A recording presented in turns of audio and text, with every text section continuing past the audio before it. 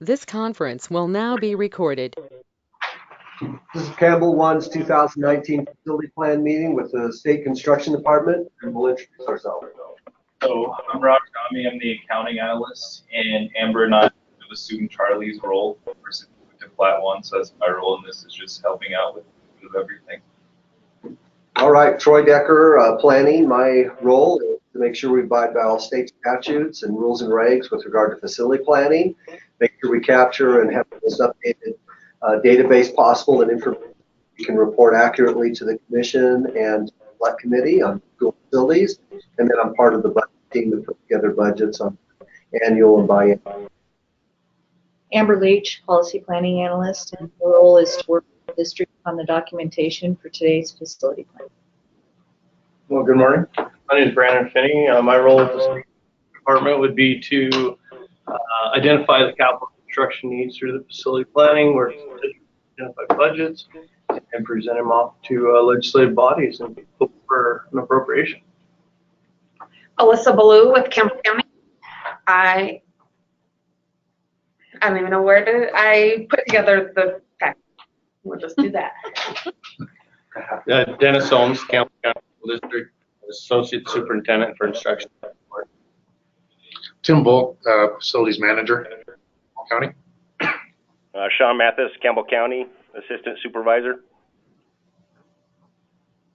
All right, welcome, Assistant Supervisor.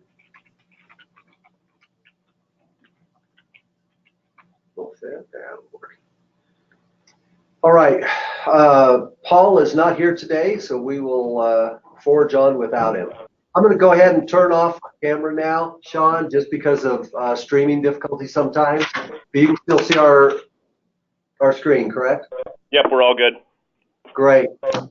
So one of the things we've really improved on over the years is Amber's done a great job at just doing a lot of the database and updating stuff before these meetings, so that when we have 7 or 8 or 9 or 10 of us talking, we can kind of concentrate on the important things we need to discuss and not talk about how your acreages are off or on or whatever. So on the front end, Amber does a great job. We know you guys work really hard at this, and we really appreciate it. It has an impact on your block grant, has an impact on major maintenance, has an impact on a lot of things. So one of the things we've done over the last several years too is periodically we'll have the governor's office call up and ask for a facility plan, and they want information for legislator. And so we've made things really visible in this and visual, so that someone can pick it up and within 10 minutes have a very good understanding of who you are, about what the issues are. And that's why we also separated your notes from our notes, so you can have an open forum and say what you need to say, and we can give responses and really help one another out as we do this. So 2 years ago, Charlie went ahead and started doing the Google Earth and just putting some images on here.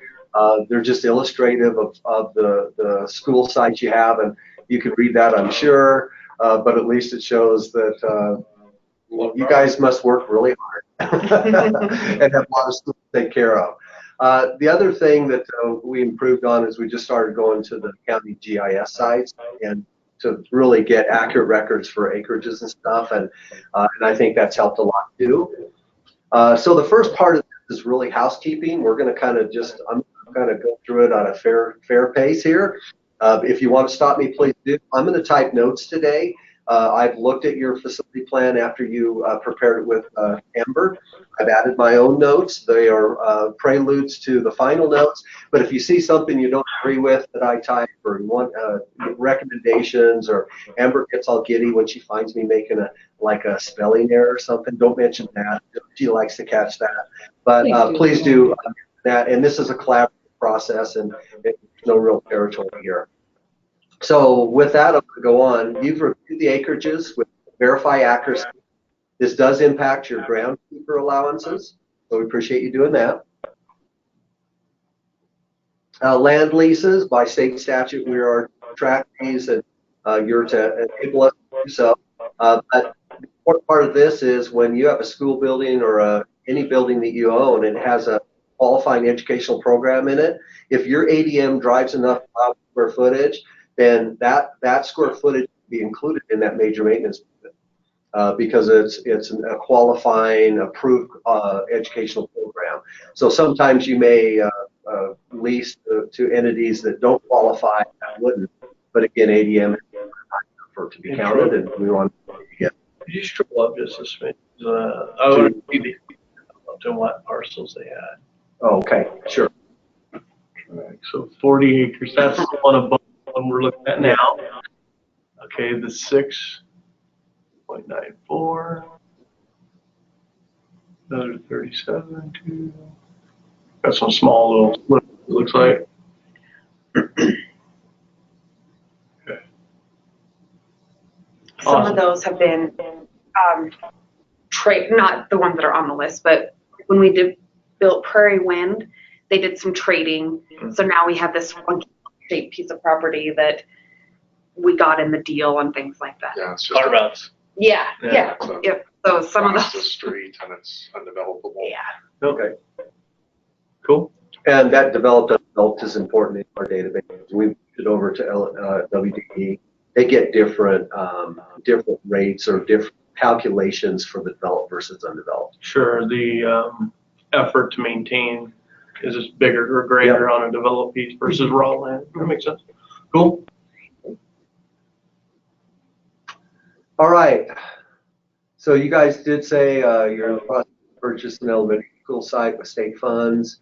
We're going to talk about that a bit more later on, if that's okay. But we get that, and thank you for identifying that. I did say basically you're in the process of doing that. South end of town, the district will bring this before the School Facilities Commission, I understand, in May. We're on track. Consideration of purchase then? Yep, we're down to like easement clearance and contract and off to the title company. Okay. I did list, and I needed, I guess I can just push this down to the next page. Is this associated with this September 20th, 2018 due diligence motion? Yeah, commission meeting. I just want to make the right notes. I don't know if it's September, but let me look it up. It was. Was it? Okay, yeah. And we got some seed money to proceed. Okay, so that looks right. I just wanted to capture minutes out of the commission meeting that, yep, Yeah. they're purchasing, they had to move forward, do some due diligence, and now they're coming back, close on the deal and back to the commission. Yeah, yeah, we've done everything, folks. Okay, good. So I just said for the portion name database up to date. Yep. I say that's me, but Amber does a lot of this stuff too. She puts notes in on the, I can't know your notes and which are mine. I highlight him all the time and paint for him. Property profiles, you've reviewed these. They have to do allowable square footage and addresses and all those things, year bill.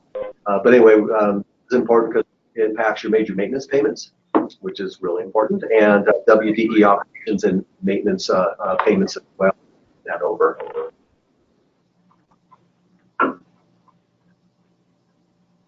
Okay, apparently you guys updated there and all the changes have been recorded.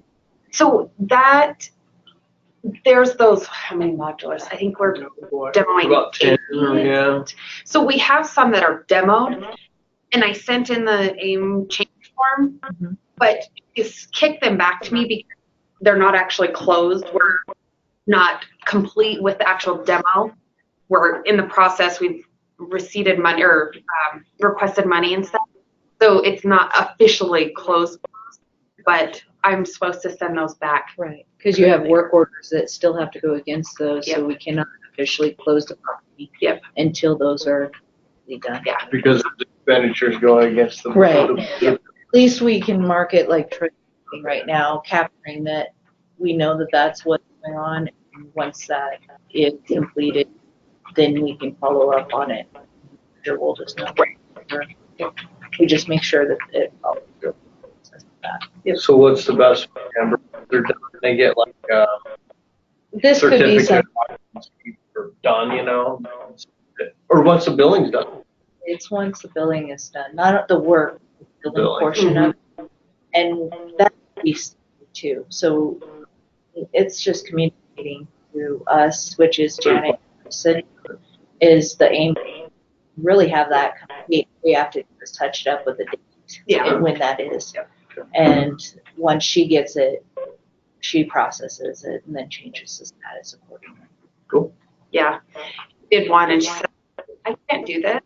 They're still charging against it. So Yeah. Well, and that's why Gotta we do, you know, through a process on, especially in certain static changes to make sure that we don't have any out there.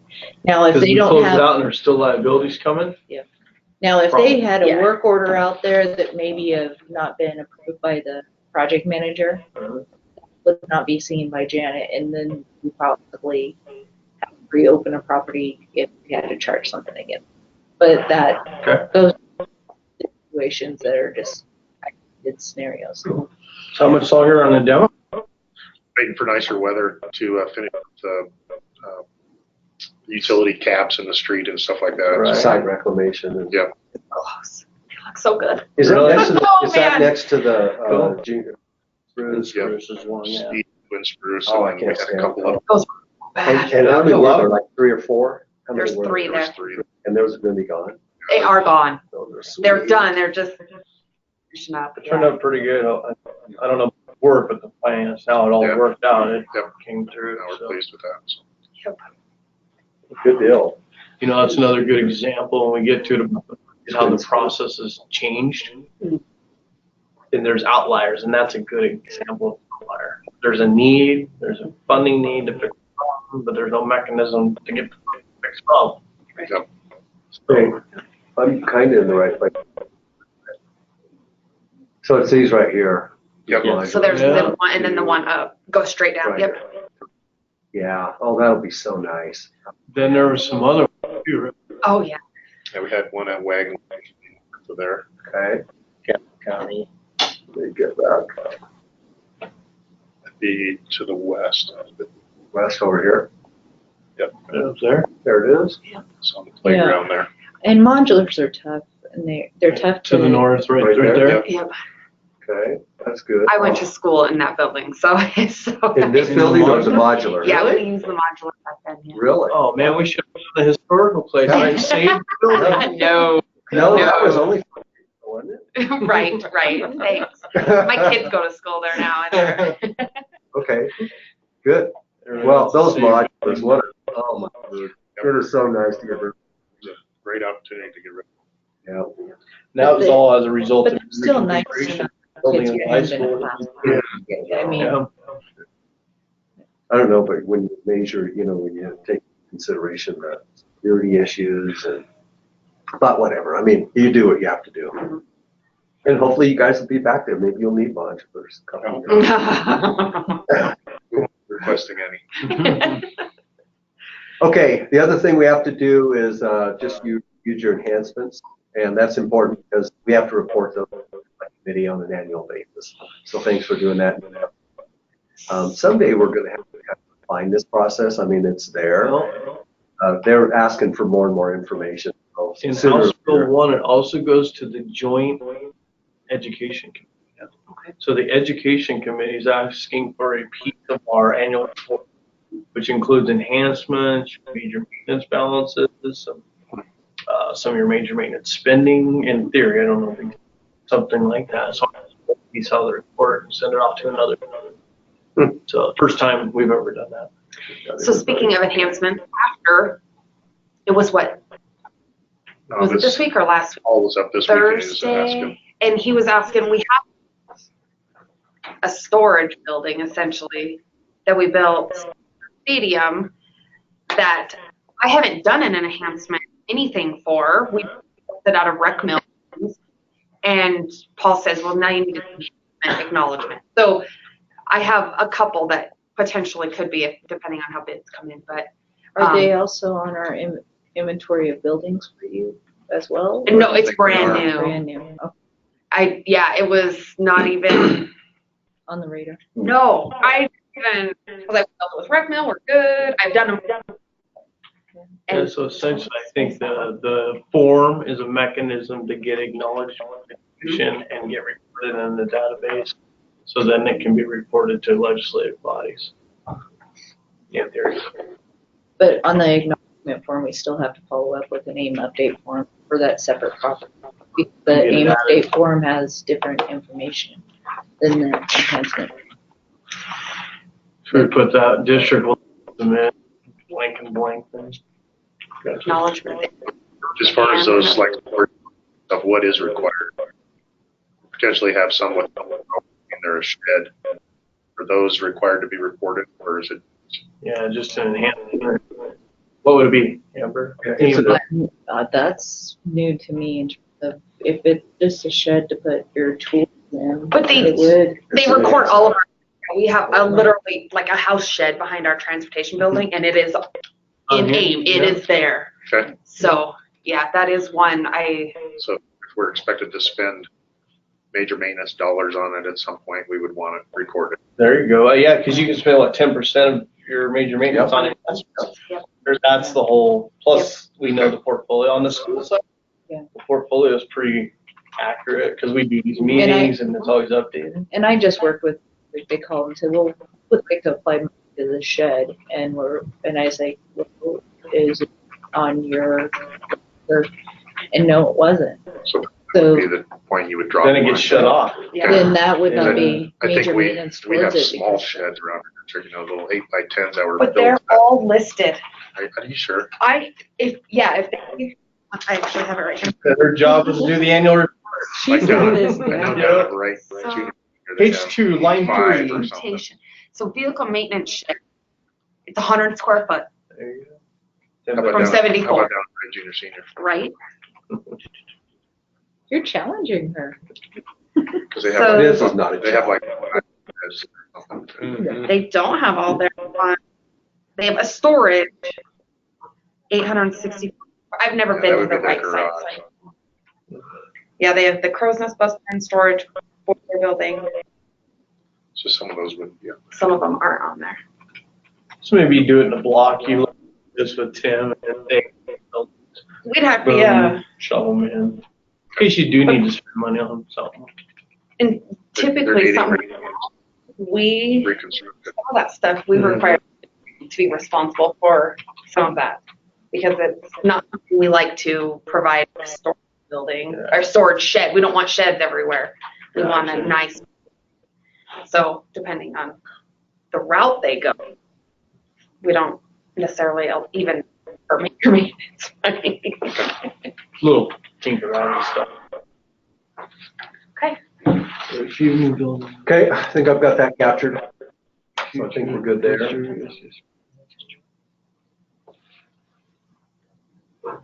All right, so school district appropriations, I usually have the budget committee go through this. I'll hit 'em. So the first one's the Yep, school, So there's, that one was completed. okay, so we can If you revert funds on that one. Down, she was able to, Amber has some Yeah, better yeah. notes. don't, if break it down. let's go, let's, Yeah, it's like we've got a gap here. too. First of all, kind of through this, is this the same order as yours, Mhm. Brandon? Yeah. So you're good, you can see them? Okay, Yeah. in that, Do the numbers as you. so So I'll, funds can be reversed on 1017, okay, revert funds check. 1024,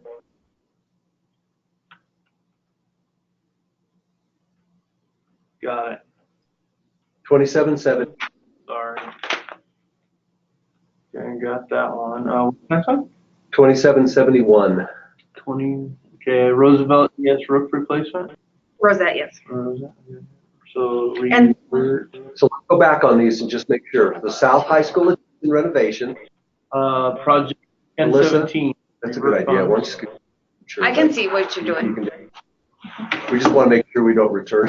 Right? Yeah. Taking my money. Oh, 2 my million word. gone. I was like, sorry. Okay, But- so 1017 revert, Mhm. 1024 revert, Yep, that's Rosette. Got it? 2771 revert, And 70 right above it for the plant. Heating plant replacement. That was the boiler you Okay. replaced with what, natural So- gas? let's talk about the other ones. Now, were any of those, before we go do that, were any of those component? The rosette roof, which would be a Rosette project. roofs, and the high school. 2770 component? Yep. That was the Holy one that was smoke. funded, governor's approved, right? Really? So here's Yeah. what we don't want to do is, so that one, that's interesting. That just changed a summary sheet. So I'm tracking, Troy. That's the money that was put into the appropriations of the bucket for the component we went down the list. Yes. So now we have a credit from You can have Campbell, double. Mm-hmm. So then that fattens up the available balance. Yeah, we'd like to use that. We're Well, actually, if you're last year, we're like line- third on the list. We're probably past that. I don't know if you're next. I don't know if we are or not. Actually, you there's couldn't even three. say that. No. We have plans for that. But we're this has been a really good thing though. Of that, we gave 19 and 20 million in roughly, Wow. and we have been able to knock a ton of, in my mind, is debt, building debt with this money, and it's worked pretty good. So by this much money, that'll really go a long ways for some other districts. That's a 1.168, right? Mm-hmm. 1.168. So And the Brandon, one above it, the 22,000. I guess I could look on my sheet. And then the 556,000, that third one down. Those are components. Those are all three components. Dang. where's the 22,000 at? That's in project That's 2770. You're looking at. Now, please, this report was ran around March, so that, around not March, November, so those numbers probably are a little bit off. They could Because be. of They could 2 be or 3 hit months. bigger. Yeah. Yeah, they could be a lot smaller. than But that. still, you're looking It'll be over really, $1 really million. close. Close to 2 million. Because the only thing I would have had was like raising or something out there. Okay, so in your notes, Uh-huh. we need to mark it then 2770. What was one, guys? 2771, and what was the third? 1024. So what I'm gonna do is I'm gonna say revert funds component project. Then I'll get with JJ. We make sure that all the expenditures have been paid out. And then we'll move the money out of that back to the bucket and ready for the next district. Maybe Campbell, maybe not. No. And then we allot that onto the next projects. Like our way, just next to the line, so. It was last year. I'm hoping. We can pull it up. They had it on here. They showed us. Okay, so yeah, this is, I just want to make sure we're all on the same page. We're going down here. Where's our Campbell? That one's Done. done. 2770. So we're not, guys, that's the only one, right? So it's a different list than last year. Yeah, It's so- updated. So I think we're like 30 on that list. It used to be 3. Okay. Right there. Now, you right here, you would love to be covered for that, right? So we're not quite active though, because the only one here, the ones you just mentioned, oh, right There here. are other This road components. replacement, that was the 1.1's, Yep. 1.1. Okay, that's good. Then what was the other? Oh, the 2770. Yep. Okay. High school heating plant replacement is on there? Oh, you got the numbers there. That one. 1024 was, It's way old. that's not on here. Okay. It was before me. Yeah, so the Oh, it's an 1024, old component. 1024 needs to be reverted, just reverted back to the general cost. That's what I'm on. That's 5,000. Okay, so that's just normal component. Probably 16. Yeah. So just It so was I'm before tracking, that. Troy, you got 2770, And 2771, and those are the component bucket appropriations. yes. I got it.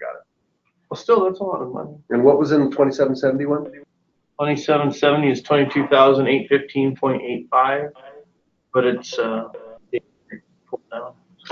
So for you guys then, the important thing for you guys, whoops, didn't really want to close that. By golly. So you guys are right here. There's a maintenance shop safety upgrades for $1 million, and then, but in the meantime, this one right here, we just partially funded last month. There's another 700,000 there.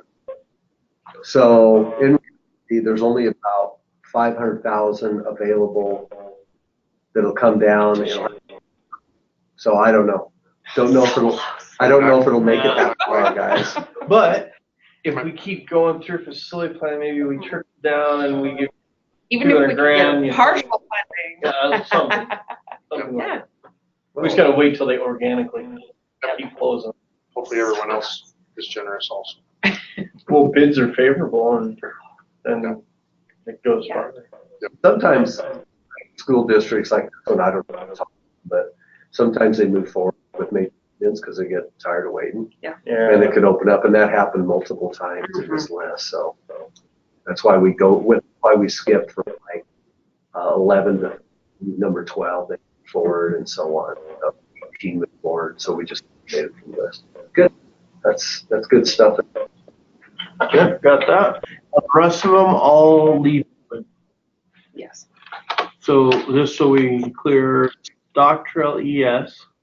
Yeah, and she has a note on there. Tim will be able to talk about this. What is it? Stock Trail. 1021 leave open. Paul is working on the repair, needs to remain open. Next year. Okay, no reverting. Okay.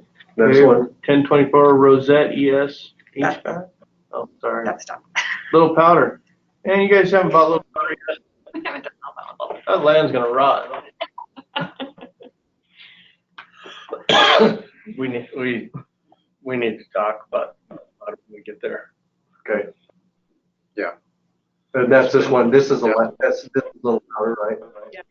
Okay. So anyway, revisit that. That's the ranch school. It's ranch Yeah. school. Okay. Transportation building, leave open. Sunflower ES. You guys done with that one? It's complete, but we're still in the warranty period for it. So that we, Parish Hall, you're rolling on that. Then you got 3 modules, you're rolling on that. All those modules actually. And then the land at the bottom. Okay. Okay, we're good? Yep. I think also, Brandon, I think you were telling me today that you also send out a letter prior to reverting those for you guys to double check. And we've talked about it That's here. good. You guys get those? No mistakes. I give them to the manager and superintendent. Who's our business? Who do you have listed as our business manager? I We don't know. have a business manager right now. The reason behind it is it's just like we have just quality control checkpoints, right? We all meet. We have everybody from the guys running the big projects, accounting people, then write up a letter, just double check them. Because once we hit send, that's done. It's gone. it's gone. It needs to go to you though, right? I mean, someone Yeah. needs to get it to her. There are certain ones like her that are the glue that keep everybody else running. You just make sure she gets it. Yeah. So Melanie, who used to be in my position, is in the superintendent's office now. So she's usually really good about it. But yeah, Sometimes things fall to the I'll be cracks. sending I don't a ever letter remember to me. Really? Okay, Yeah. so put her on your list. Maybe what I'll do is I'll go through the It's facility like, plan. yeah, you would, She's the one. right. It's the one for Campbell. Okay. It's their go-to person. Superintendent should forward it to go to though. they should. But how many superintendents have rolled this last year that would not pass that torch correctly? And, yeah, if Yeah, they they're new. Yeah. Alex is not new. Alex, not new to the district, new to the position. Okay, we're good? Yeah. And we'll talk about some of the things that go on through here. Security, we usually have the PM do this, but I can do the short version. You guys did receive funding for 8, I think 8, these green ones, 8 different past an appropriation to cover those, or 2 appropriations, I think. So that's, and I know you guys know about that and doing expenditure. That's represented in the table here, which out of the 173,000 as of Remember, you guys had 54,000 left. Yeah. Okay. So you guys know you can move between these different elements, so on and so forth. So, but restricted to the elements and only those elements with regard to patent applications. However, that was just, I think that was signed, right? The 4.9 million. So there's another 4.9 million in the legislature and governor for security capital. And then those guys are in the process of determining how that's going to be divvied up between the districts. Yeah. Just so you know, what we're doing is I was going to meet with JJ, make sure we look at the methodology used in the original 9 million, copy it. I want to get it in writing and sent out to districts, because that way you know exactly how it's done, and even we put a proration table, 4.9 every district. I want to get it really set out, so you'll be seeing something. So it's also my understanding that they're going to open up 12 categories. So. Yeah, so when the original bill came out, it had, there was an amendment made on the C side to only spend it on the original one. The original. And when we saw it, so we got a lot of dead money because the district's already went forward. All this money tied out that they can't gain security. Yep. So we met with LSO and Dell, then went to the office and then got into it. Now we're back to where we wanted to be. So it's going to be, you getting essentially have a checkbook. In theory, here's how we're set. Because that's the commission. We're going to take it there in May. It's supposed to be a commission established process. But essentially, a checkbook, you turn on an order to do security projects on any of these 20 elements, any of your buildings. It's going to flow to Raj. Raj is going to hit approve, turn on the money, and off you go. That way we can go to any of the elements and get moving. Very nice. Yeah. Yeah, because we only have two-way, as you can see, two-way communication at those couple schools is all that we have left. Nice. So Brandon, read this. Make sure it's accurate, please. Okay. The district will have additional security monies to expend on the 21. 20. This says list above is 20 20 elements. We've been saying 21 the whole time. What's the one element? I don't know. This says 20. Yeah. That's why I was saying it's 20. Got it. Okay. I was looking through here to see if somebody If we back missed fingered a something, number. yeah. Okay, so 20 elements, as long as the elements generate a deficiency. Yeah, so it has to be, so this checkbook that you're going to get, it has to be 20 and beyond that. It has to be not part of that assessment. Like they had to have said that there was a deficiency. Yeah, and it could be any dollar amount deficiency. As long as there's a deficiency tied to a system, you're good to go. Yep. But if there was no deficiency whatsoever, you can't Put money into it? You can, but there would be a caveat, and you go up. Oh, it's part of that 10%. You're 10%, and the Yeah. legislature did approve that this year. So that would be your other checkbook. Yeah. To do those other things. Yep. So certain ones have certain, other ones have less. And then you have your major maintenance. Yeah. You got 3 checkbooks to solve problems. You just got to know how to the problem works. So just make sure, and we try not to assume anything, no matter how long someone's been around. So you got the 2 payments here. Because they approved in section law for the buy-in, a 10% designation. It didn't generate 10% Right. money, right? Yeah, it was a 10% category on security. Then you guys then in July, 75%, 25% paid in September, and that will include approximately 500,000 that can category. And so you guys will pay remaining 1.5 million. And then that definition, that 10% does not have to qualify for the definition of major maintenance. Oh, right. So that's important too, right? So you don't want to spend, if you have security issues or safety issues and you can spend regular major maintenance, you want to use your regular major maintenance. But then to supplement those that aren't covered by the capital funding or the regular major maintenance, that's where you want to use security. So you get a lot, you see what I'm saying? So this So one you has get a- less sideboards? Is what I'm saying. No sideboards. Yeah. So here's the example I give the districts is you have a parking lot out there with one security light and you choose that you would like to have 3 more security lights out there. Regular major maintenance is not gonna let you go put 3 more lights up. However, this security 10%, if it didn't get covered by the capital money, you could use your 10%. But fixing that one light, I would use my regular major maintenance and not touch that security, even though it's a And security then use light. the other for the other one. Yes. Yeah. Construction piece. Yeah. And make sure that you use it wisely. And I'm so glad you gave me that example. I have an idea. well, still work with your I project know. manager. Oh, I'm absolutely. just that's Yeah. my best one to try to. Amber, you Okay, said why it. that? It's solid, man. No, Hey, it's not. you know, We'll as tell long Paul as I it's can been get the approved. ideas flowing. Paul will have Cool. me like in his office explaining to me again.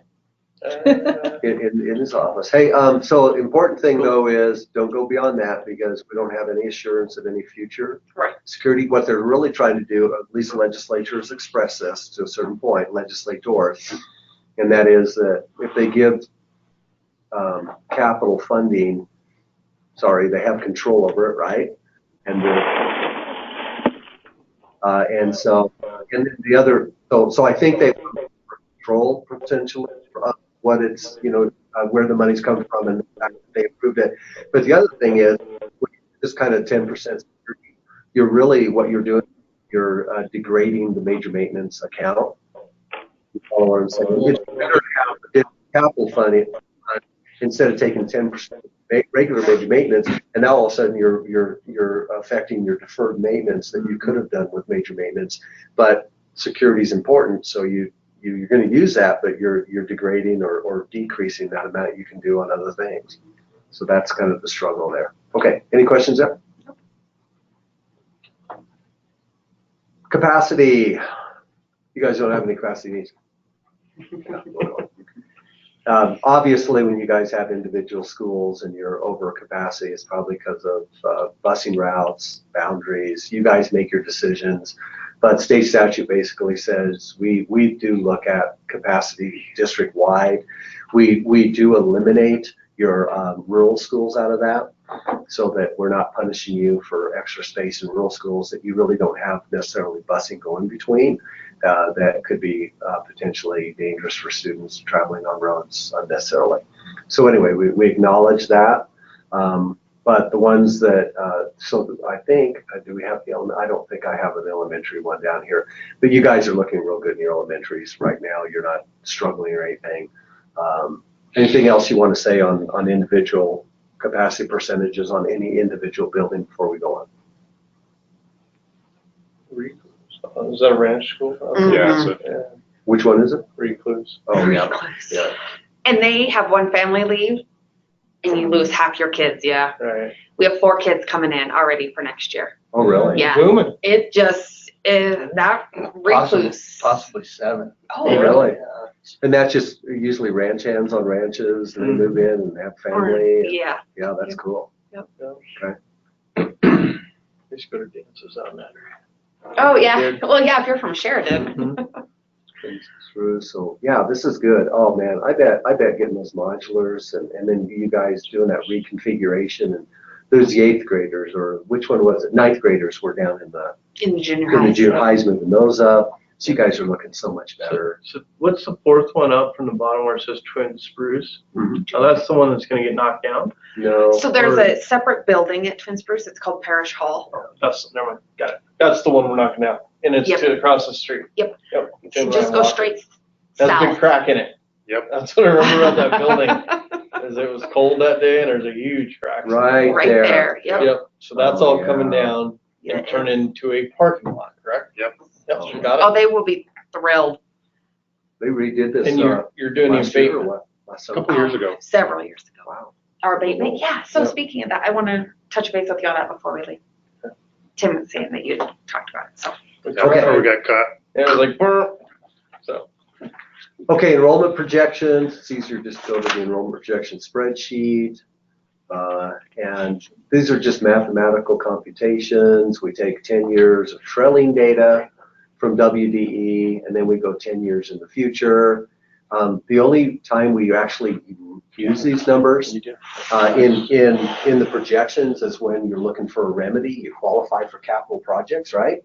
And then we kind of shoot out and try to right size a building based on state statute 5 years after substantial completion. If you're on a decreasing type of thing or something and the building's being replaced, but you got to right size it because of condition or whatever, then we have within rules and regs for the commission, we can deal with increasing trend, a stable trend, or a decreasing trend, and try and then use best available data to make a decision. And I gave this example yesterday. We have like Lingle, Fort Laramie, when we replaced our elementary school. It was so funny because they're an agricultural community, but they just had kind of a downturn the last couple of years. Well, in an agricultural community, you're not going to go to, it's not like you guys in the energy sector world. And when you drop, you drop. I mean, it's just birth rates in those communities. And so there's what like this. It was kind of funny in a way. It just went fell off to zero like Crashes. in 10 years. Like, okay, we're not going to. So we're reasonable, and the commission does a really good job at being reasonable and right-sizing stuff. But at any rate, so how these work, and like this is your 12th grade this year, and they were 11th grade, right? 10th, 9th, 8th.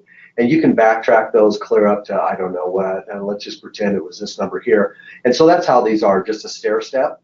And you can follow a grade each year, and we call it the survival rate. People aren't dying, we hope, but it's just the number of students that basically go from one grade level to the next. So that's one thing you just have to track. So what we do is we do 10 years of trailing data, and we average from one class to the next. We do an average. So like the 2008 kindergarten, go to 2009 first grade, 2009 kindergarten, 2010 first grade, and we do 10 of those. And we average that survival rate, and what it tells us from your kindergarten to first grade, you guys are you have an 88% survival rate. So only 88% over the last 10 years average have gone from kindergarten and stayed in your system. Now, obviously, we know a lot of times, you guys can verify this, there's usually two things that happen here. Number one is you have a kindergarten program that kind of screens kindergartners, and if they're not developmentally ready, you hold on to them and don't advance them in first grade right away, or you actually have students moving out of the district. So I would assume both of those are true to you, but I don't know. Do you guys have a kind of a preliminary kindergarten where you can maybe hold them an extra year? We do a junior K and a pre-K. Okay. Ready for learning. We have lots of different programs. Okay. Yeah. All right. And then after that, when they advance to second grade, you guys are just losing a few, and then you're holding your own. And this is a real interesting one. This must be 8th grade. No, that's 7th grade, right? So this is 7th grade. But what's happening is you're having your rural students come in. Oh. Is my guess. Do they come on a certain day? They can. Yeah. Yeah, they can come in 7th or 8th grade. Okay, so you guys are getting an influx right there in your 7th grade, and probably from the rural schools. I don't know. That's my guess. Any other theories? What times Maybe don't you the, have more the Christian Heritage. Christian Heritage or virtual school. Because doesn't our virtual go to a certain grade level? We don't go all the way through high school. So I bet it's a combination. We might be catching some homeschool too or something. Yeah. There. Coming in. Well, in homeschool, I know, at least when I was in school, that's when they started coming to public school, was for the Correct. sports and things like that. So you do Bingo. have an influx Okay. there. And what's the other one, a church school? Like a private? Yeah, we have a couple of church schools in Yep, town. there's two. And they only go to a certain grade. Like St. Mary's is up to like 6 or something. So not sure. I don't know what they're at Schools do anymore. now. They go to 8th grade. One's 8th. But they get cut off at a certain day. Yeah, I don't think they don't go to 12. Yeah. Well, that's good. And then after that, you got your 8th, you're pretty well 100% survival rate. And then 9th, you guys are picking up a few more. Again, you drop off sophomore, and then junior, even less, and then senior. So right here is obviously the challenge for you guys, is trying to retain those students in your junior and senior year. That's where you're kind of hurting, I think, in retaining students. So with that, then a couple more things. I mean, it's nice. It's always nice to look at your kindergarten over the last 10 years. You've averaged 709. Obviously, you guys went down, and we know pretty well why you went down. But these are not horrible numbers, and you guys, I'm sure, are happy that you're at least kind of floating there and not continuing to go down dramatically. Although every student's worth $15,000 and affects your pretty well your ability to provide resources for them. And last thing then is just looking here at your overall numbers. You guys are hanging around about the 7,700 mark right now. So really, actually five out of the last 10 years, you guys have been pretty stable. You guys went up here. We had some hard years. Drop back. You guys pretty well dropped back, not completely, but to your pre 2014-15 time. Those are just observations. Maybe it's more FYI than anything else. But you guys knew that. Anything else you want to talk about on capacity? Okay. I don't know if we'll see anything else with the oil boom and gas boom that's happening in southern Campbell County. But Is it getting going? Oh man, Yeah. there were 6 rigs just outside of Wright that we saw yesterday that we could see from the road. Now, are those people like my age with families, or are they young guys? Everything. It's hard to say right now, but I know they are talking about some man camps and things like that coming in. So we might see a little influx in Wright Junior, Senior, and They do bring their families. some of them do. Some do. But Man, that'd be hard on the kid because they may be from there to the Marcellus Shell in Pennsylvania next month. Mhm. So. Yeah. It just depends. You kind of have it all over the board. good thing is that sometimes those families end up staying in the community, so And then the husband's traveling. And he or comes they back. take other jobs Mhm. while they're there. So Gotcha. Probably the one real positive thing is real estate is just moving. A lot of houses turn. Houses are selling Good. and selling quick. And good rates. I mean, they're not super high. They're Did the They've market kind of in leveled real off. estate come down too? It had did for a couple. slowed way down, but it's definitely on the upswing now. It's nice. Sean, you want to cough every once in a while, or just make sure you're alive over there? I'll try to cough every once in a while now. Sorry about that. No problem. You just jump in anytime you want. But I know it's more listening on that end, but you're unless welcome you to really say get anything to you know want. it, but yeah. do you have to cut out pretty soon, Sean? Nah, I got till about 10:20 or something like that, then I'll have to bail, but. Okay. Okay, we still keep track of statewide capacity, and so it's kind of interesting. Last year we had 2 on the high capacity from 100+%. This year we have now, what is that, 7 or something, or 8. So what happened was basically that the commission chose to change restricted capacity at K3 to 25 students, and then they got a bunch of pushback from school districts, so they dropped it back down to a restricted capacity of 16 for K3. And so then that brought all these other additional school districts in grade configurations up. The Natrona one they're 300 seats short in the buildings they're using, but they also mothballed 4 buildings that are in good shape, 921 seats, so they won't be probably seeing any appropriations coming. But other than that, here's the ones that are in high capacity. And then we have a medium capacity list, and Laramie Junior High Middle School is pretty well stayed right there for a long time. There's not a dramatic growth over there, and then we have the low capacity ones. So I guess FYI, I just said you guys have sufficient capacity for enrolled students at this time. Okay. Charter school, you don't have one, so we're good. Building condition.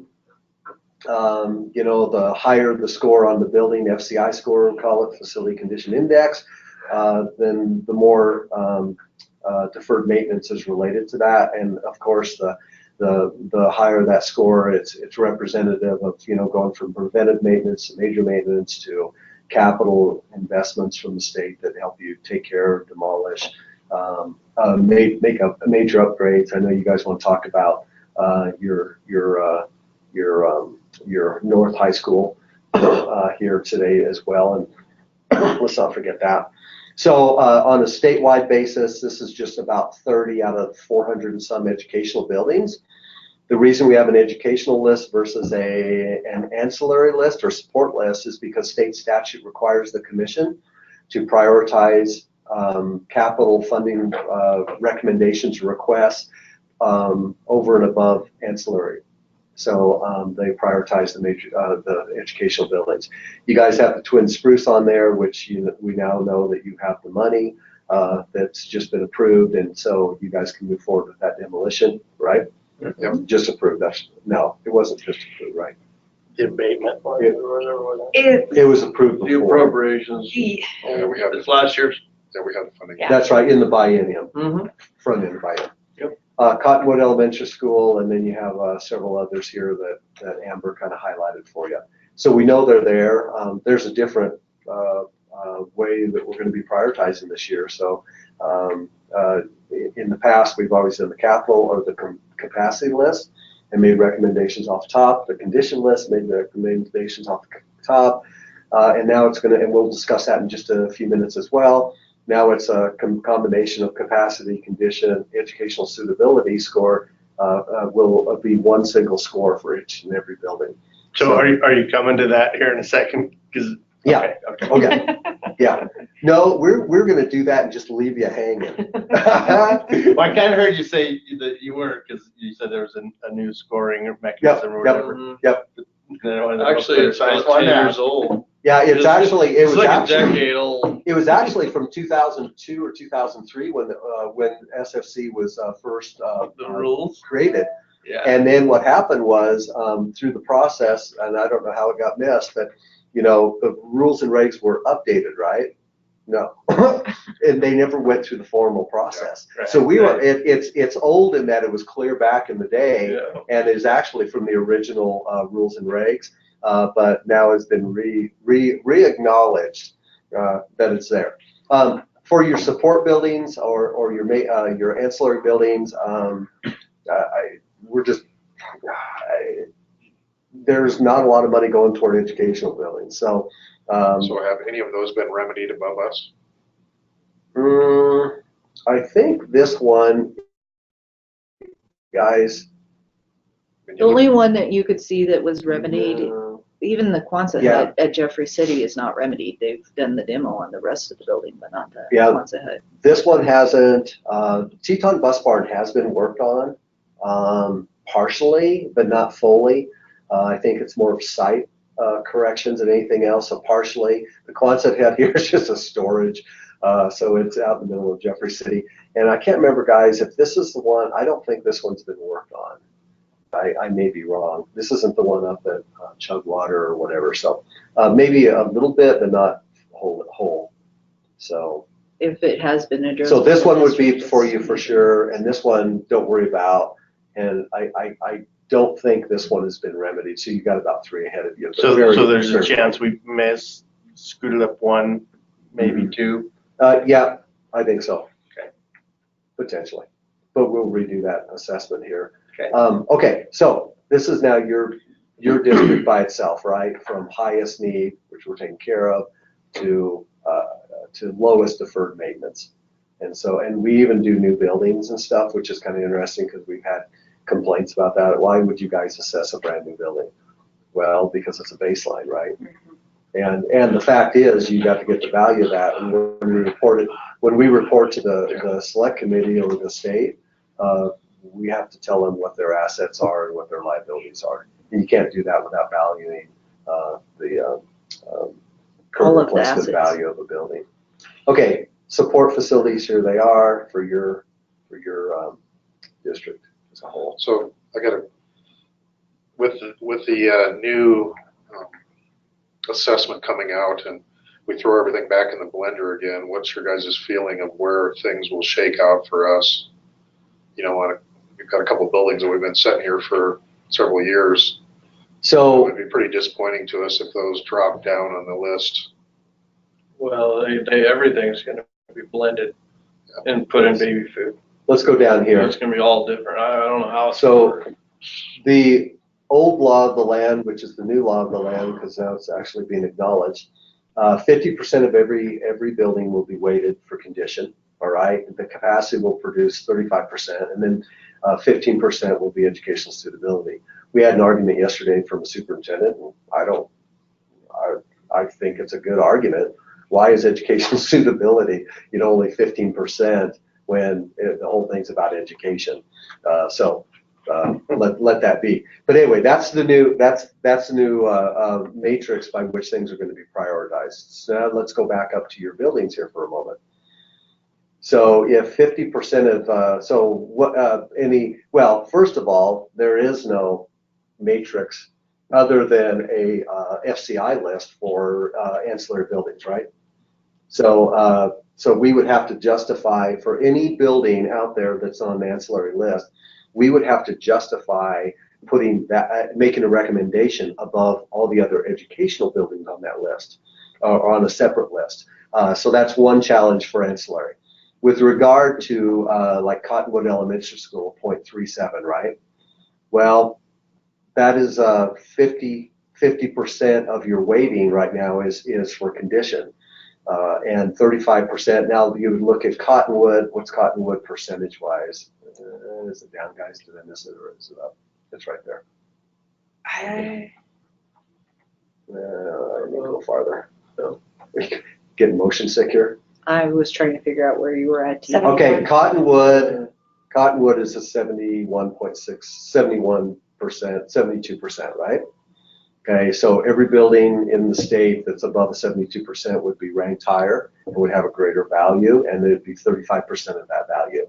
So what you're going to have to do is you're going to combine Cottonwood capacity with Cottonwood condition, with Cottonwood educational suitability, which is, by the way, it was done in 2009, 8-9, and it's a 2010 list, which is already almost 9 years old, and it's got an educational suitability score. So those would be combined. I don't know how that would compare with all the other buildings in the district. And then your newer buildings, by the way, were never assessed for educational suitability because they didn't exist in 2010, right? Some buildings, I guess, will score a 0 or an NA or something because they don't even have an assessment. Yeah. So that's a challenge that's facing us today. So I guess the one that is going to affect us dramatically is Little Powder, because we're going to be way under capacity for that facility, so it could drop further down on the list. Oh, right. 34%. I mean, being a rural school.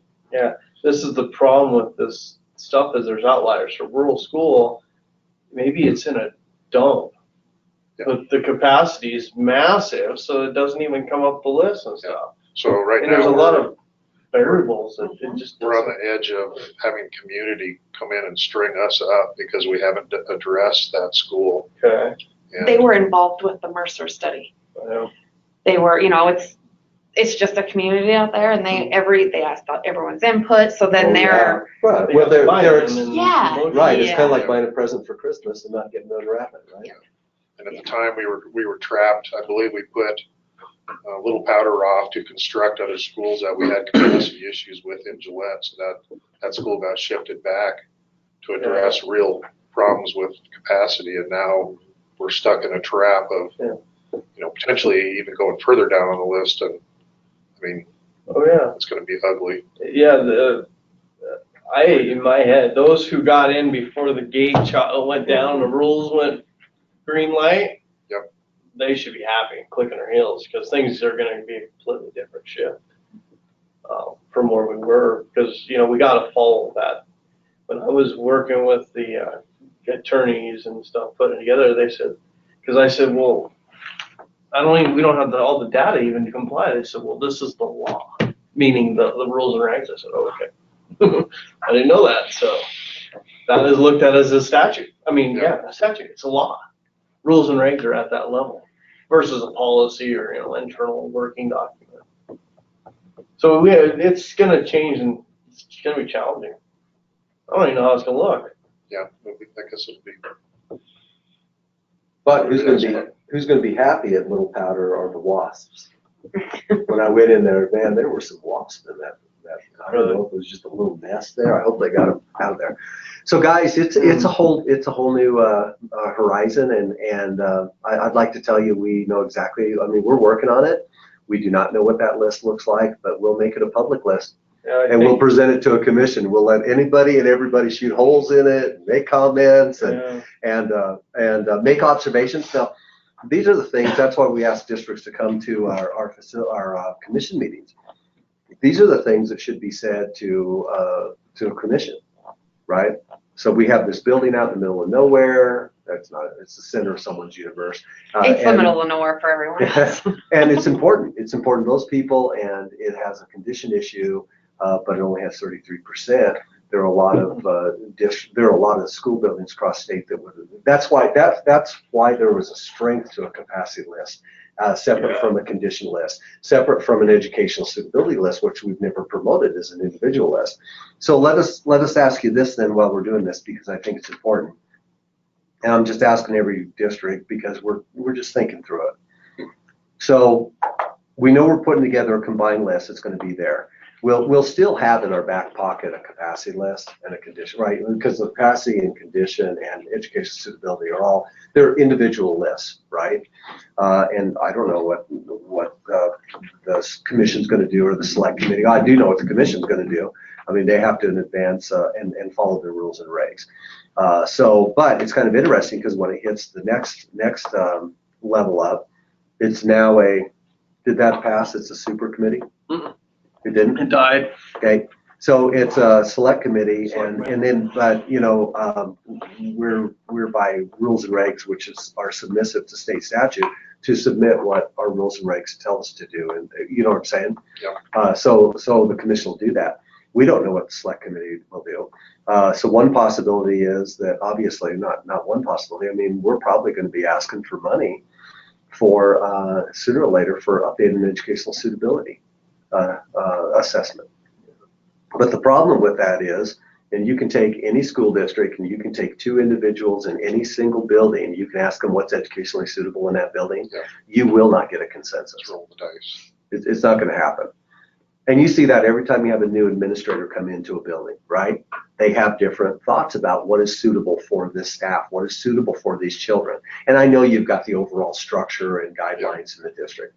So the struggle is when you go back out and do an assessment, okay, number one is we would do it collaboratively. We would go out and get the stakeholders, districts, right? We would meet, we're thinking we would meet in 4 quadrants in the state, make sure, or central, maybe 5, and make sure we get everybody's input in that process. What is educational suitability? How do you find it? We've got a matrix. We can continue on with that, or we can update that and holistically involve all the stakeholders in doing that. That's going to be a challenge. Not to say that it can't be done and will be done, because it has to be done according to the rules and regs. But the other question I have is, and just what your thoughts, the other way to do this is to kind of treat it like a major maintenance payment. So based on ADM, a calculation, allowable square footage, you get a major maintenance according to your ADM, right? And how much square foot you have is allowable. And that's an actual calculation. What do you guys think, just out of curiosity, what do you think about basically educational suitability payment? Where it's generated on whatever criteria is out there, ADM, for instance, that's a good measurement of the number of students and stuff like that in the district and what the needs are, and the number of schools then represented by the enrollment.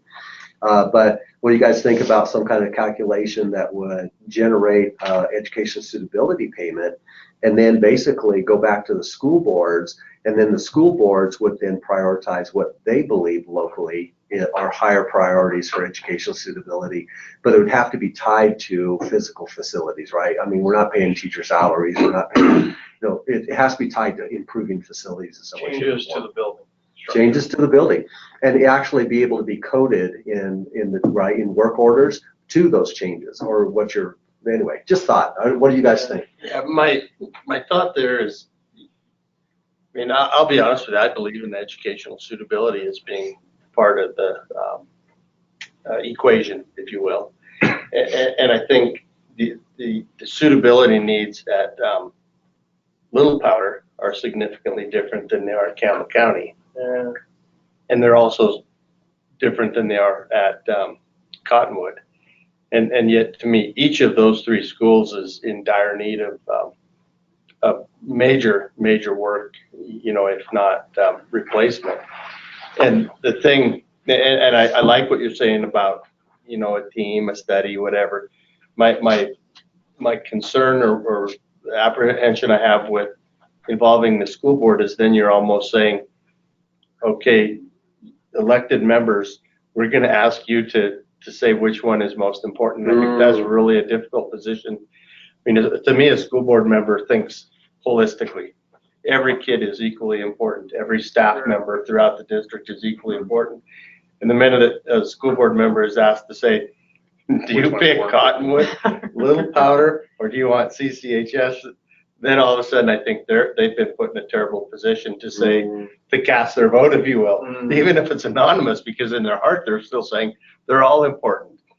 And so I would have some apprehensions about bringing the school board in. I think, you know, holistically, if there's some type of study that's comprehensive, that is global, but yet that is site-based, because like I said in the beginning, each site has different needs. I mean, I went out to Little Powder one day with Tim, and I was like, oh my gosh. And I see the need. When I go to Campbell County, I'm still taken back, but because it still needs work, it still needs an incredible amount of work, but yet it's not as dire in my mind as Little Powder, just because of the different circumstances. And yes, Little Powder sits, you know, I don't know, 30 miles out of town and in a very open area, and so it's going to weather different, it's going to wear different, it's just going to present itself different. So I don't know if I helped. No, I think what you're saying is an assessment then on a statewide basis is consistent and standardized and stuff like that is going to remove politics. Going to remove politics out of local communities where all of a sudden school boards are forced to make very difficult decisions with monetary resources. I think that would be real difficult. You know, an example I could offer is at Little Powder, they have a mudroom. Do they need a mudroom? Yes. Out there? Yeah. At Campbell County, if that's a part of the equation, does Campbell County need a mudroom? No. It's a completely different building. Its location is different. Clientele different. These kids run to bed in the morning, drove themselves to school. Exactly. Yeah. So I like the idea of, I'll be very open with you. I believe in educational suitability, because I think what's suitable for one district or one building may not be suitable for another, may not even be close. Well, in the example I've just offered. But I think it's, and I'll just say I'm not trying to say in encompassing your positions, but I think it's our job to be diligent and to study that and to, you know, take time to look and see what the needs are, and then make the assessment as far as, you know, what kind of appropriations are made, or you know, how do we move forward then to find a solution. You know what you just made me think of? So, you know, we have the major maintenance payments, and you had an assessment based on all these criteria. You have to do these. Maybe you have 10% of it can be based on other educational suitability needs that are specific to those locations, and using the Little Powder, you know, the mudroom. Well, it's a need that's different, and it's because somehow we got to figure out a way to address outliers, because there's a lot of them throughout 500 buildings in 48 districts, and when we get it real rigid, you can't. Oh, sorry, man, it's not in the box. I was just looking at the map here for a second. I was thinking of the difference of the different clientele just throughout the different counties, and it's significantly different. Oh yeah. I mean, when you go from one county to another, you know, whether it's population, whether it's you know, climate, whether it's you know, are we in the high plains or the mountains? There are significant differences. You know, and that's part of the beauty of the state, really. But I think it's our job to acknowledge that and to find a solution that best suits, if you will, everyone, or suits the needs. Troy, it makes me think of Afton. We go there. I took a picture. It was like, blew my mind. Getting ready to go outside, there's a huge box full of snowshoes because there's so much snow. The kids put snowshoes on to go out and play. Oh yeah.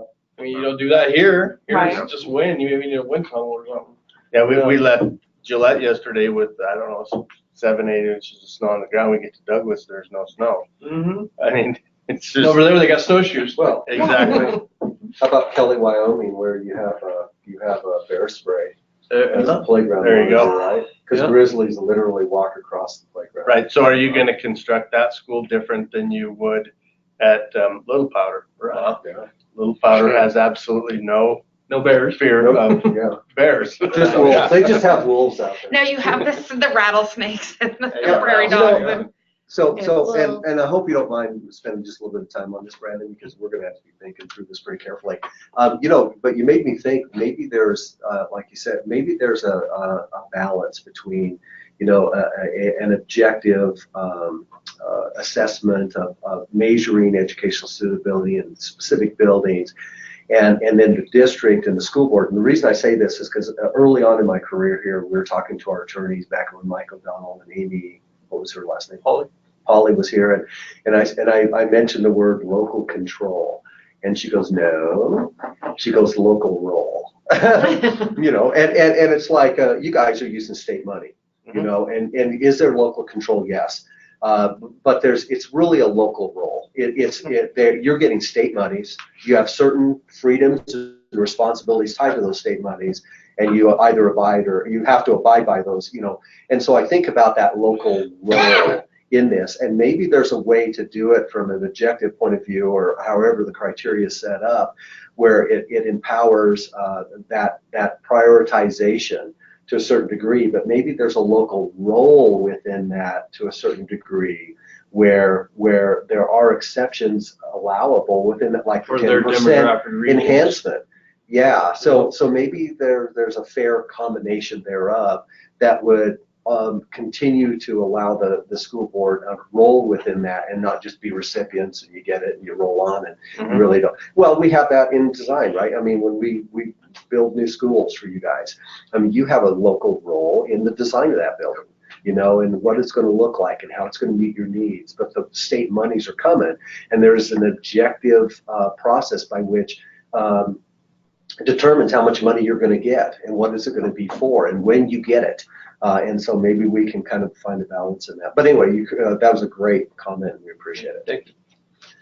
Okay, well, we've gone all over the place, haven't we? This is good. So back down to this. We'll go there. I said Parish Hall's got the appropriation for demolition. Major maintenance, you guys have updated your statuses in our database. We appreciate that. We're just trying to keep the database clean.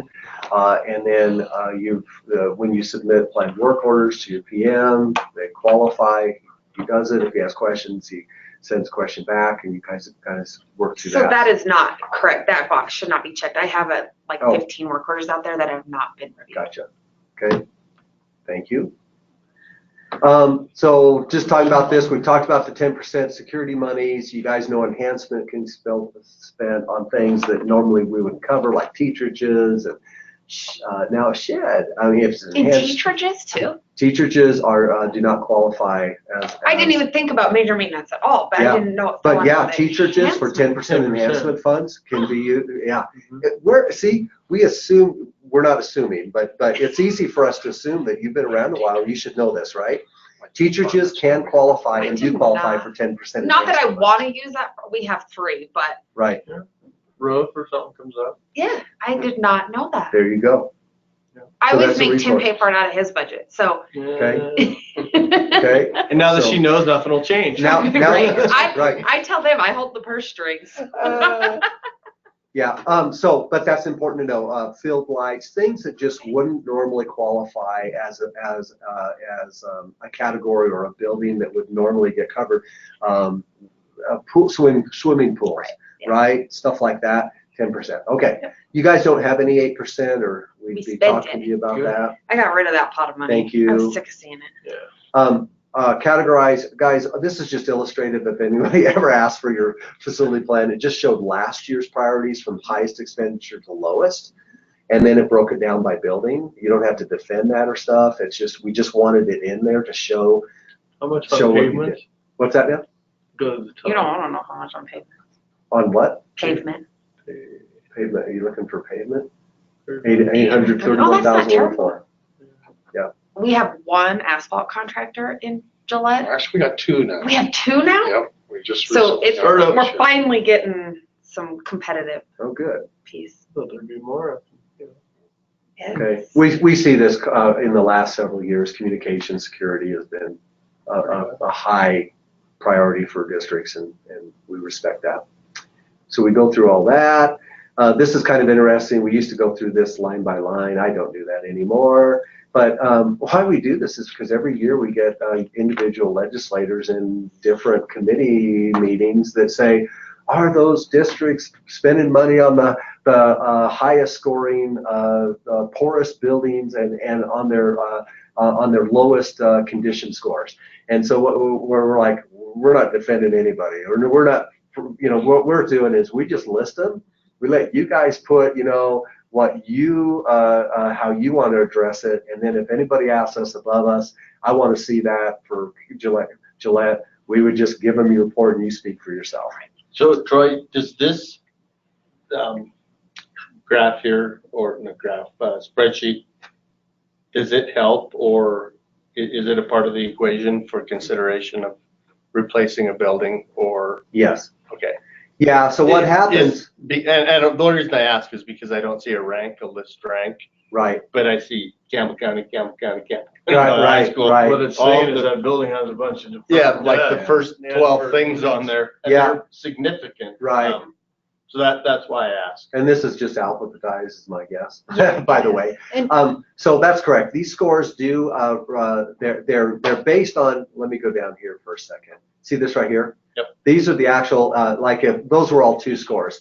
So those systems in each of those buildings, if it's a 2, had a 25 to 50% efficiency range, okay, with regard to deferred maintenance on that system. And they have a matrix in which and criteria in which they determine what 25 to 50% is represented in each system. So that's where the scores come from, okay? And then what those scores then, those actually generate off of they call it current replacement value. Every system, like, I don't know, the roofing on this building, okay? It's a certain type of roofing, and it's going to, and based on RS means values, it's going to generate a certain dollar amount for what the value of that roof is as a whole. And then what happens, these then take, and if it's a 2, it'll take a percentage of that current replacement value, and it'll multiply it based on the type of roofing, and it'll produce a deferred maintenance cost associated to the degradation, percent of degradation to that system. Does that make sense? So that happens in every single system, in every single building. One is failure, and then what happens is once they score those, then that percentage then is applied to the value of that system, and that's what creates the deferred maintenance value. And then all those are added up. And then what happens is, I can't remember the calculation, guys. I think it's your deferred maintenance is either divided in your current replacement value. Are you guys getting sick yet? Everybody doing okay? Where is that? Maybe it's That's what ends up producing these. But anyway, there's a specific, I think you take your deferred maintenance and divide it by your current replacement value, and that's where these numbers up of 0.46 come from. It's basically a percentage up to 100, I think, is what it's represented, and that's the deferred maintenance related to that system, that building as a whole. Okay. Okay. I went a little deep there. But. So the only thing I'd add to that is what I learned last year presenting this to the legislature is those numbers don't include the soft costs. It's the construction costs. Yeah, that's right. I said, oh, well, that's because we had a legislative request to like JC or something. Yeah. What's the total deferred maintenance liability we've got hanging out there? So then I worked It's with way this. more than what that shows. And when I gave them the number, I worked with FEA. FEA says, yeah, this is what you would pay a general contractor. Now you may have to have a architect, or engineer to come in and do the work too. That's above and beyond. So, you get a lot of debt. It's possibly 2016 numbers too, or. Well, then RS means is low versus what it costs to do work in Wyoming. So there's another cost variable, but in general, it gives you an idea. So Troy, and I appreciate this, and it's good to see this stuff. especially for the first time, to kind of help me figure all this out. So again, like, and I'll just use Campbell County here, the first 12, actually 16 spots are Campbell County. And then on the status, it says to complete in 5 years to complete. Who determines that? So that would have been us. it would have been us, Okay. but we have to choose a status from Okay. the list. So I The can't. list is already there.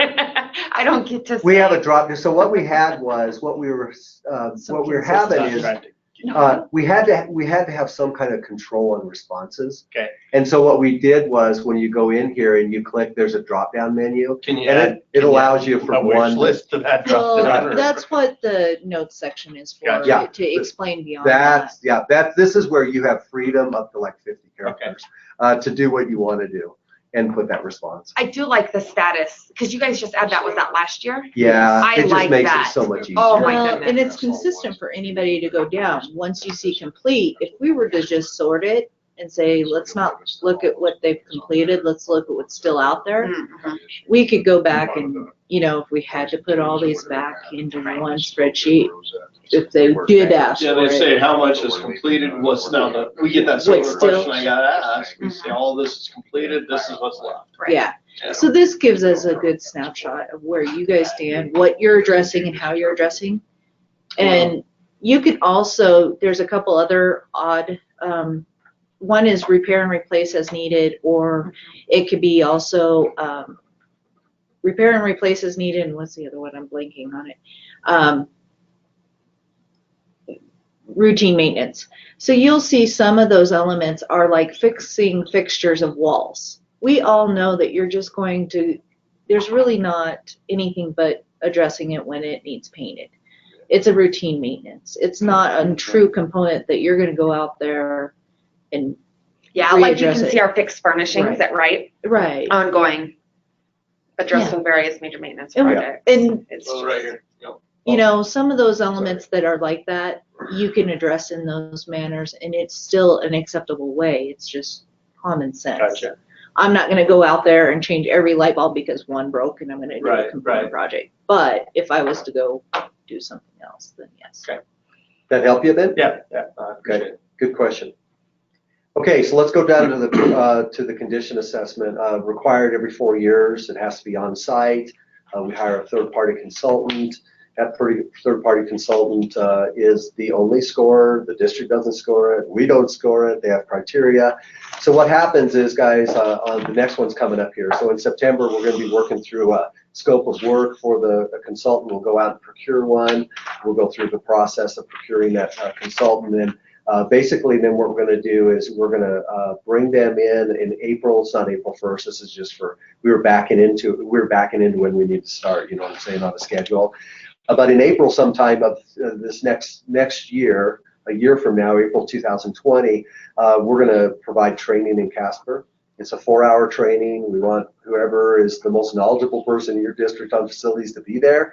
And the reason is because we go through the tool, what the tool is, how the tool is used, what they can expect, the impact of that tool, the importance of that tool. And then we always remind school districts, and I do this every time with every district, but I'm going to continue to say it. In the past, we've had school districts, here's the keys. At the end of the day, bring them back, have fun, right? Well, and then at the end, they complain that something was scored such and The such. score's not right. Yeah. So what we do is we send to these, that's why we have you code every single expenditure, right, when you do it, okay? Because what happens, every capital project you do, every component project you do, every major maintenance project you do is coded to specific work codes.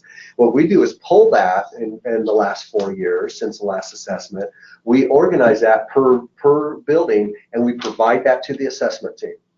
Okay, so when they go out there, if you've got a new person on that site, they've got historical data in the last 4 years since the last score. They've got the historical data of what's been done by you on that building if it's major maintenance component, major capital. That's one thing. Okay, then the second thing is they've got you like a leech, and paralleling them, shadowing them, and you're going with them the whole time. You're 100% with them, and you're talking about they have questions, you answer them. And so and what happens is we have a lot more accurate assessments. And so and then what happens in the end, That data they use, your job is to get them the data, not to drive a score. My job is to get them the data, not to drive a score. Their job is to drive a score off data. And their data is the person next to them and the data we provide for them, expenditures. And then they're going to, according to the percentage of deficiency, a score is going to be driven off of that.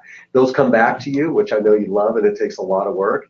But every single one of those scores for every single system in every single building comes back to you, and you have the ability to look through it, and you get to see their notes and what they're doing and the score they apply.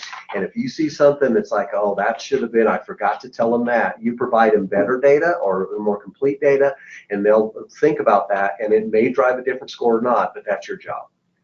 And it's one that must take a heck of a long time for you. It does. Spend any of your other money, block grant or something, on facilities?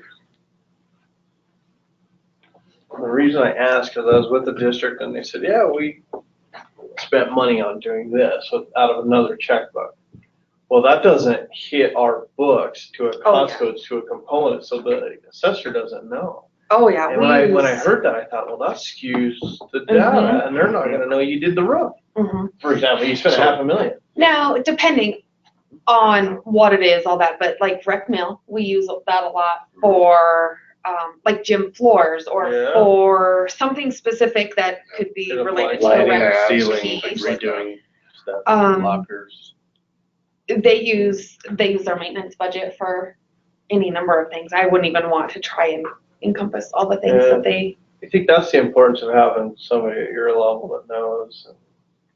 Because we can't also pull down that data from Right. Yeah, we would That'd never. be awesome We in don't my even. I mean, we accounting put head. it in school, dude, but we don't tie it to A component. like Systems, controls or systems, to right. Yeah. communication. Yeah. It is Yeah. plumbing, or I mean, but it could be any number of things. But it could have an impact on the score. Oh, That's absolutely. what I found out when I heard the guy tell me that. I said, oh my God. That's what I just went, I was like, that adjusts his score. Well, and what our guys would do, so we have a whole maintenance crew. We have, I don't know how many in plumbing, and they may have to buy $100 part, but it's 10 hours worth of labor that nobody ever sees the actual cost or the actual. No, that's true. Gotcha. Yeah, I went to Impulse, your yeah. office, man. You had a whole, essentially a construction company. Yeah. Like Mhm. a little business. Every department has multiple. And there was a guy doing like millwork back there even, I think.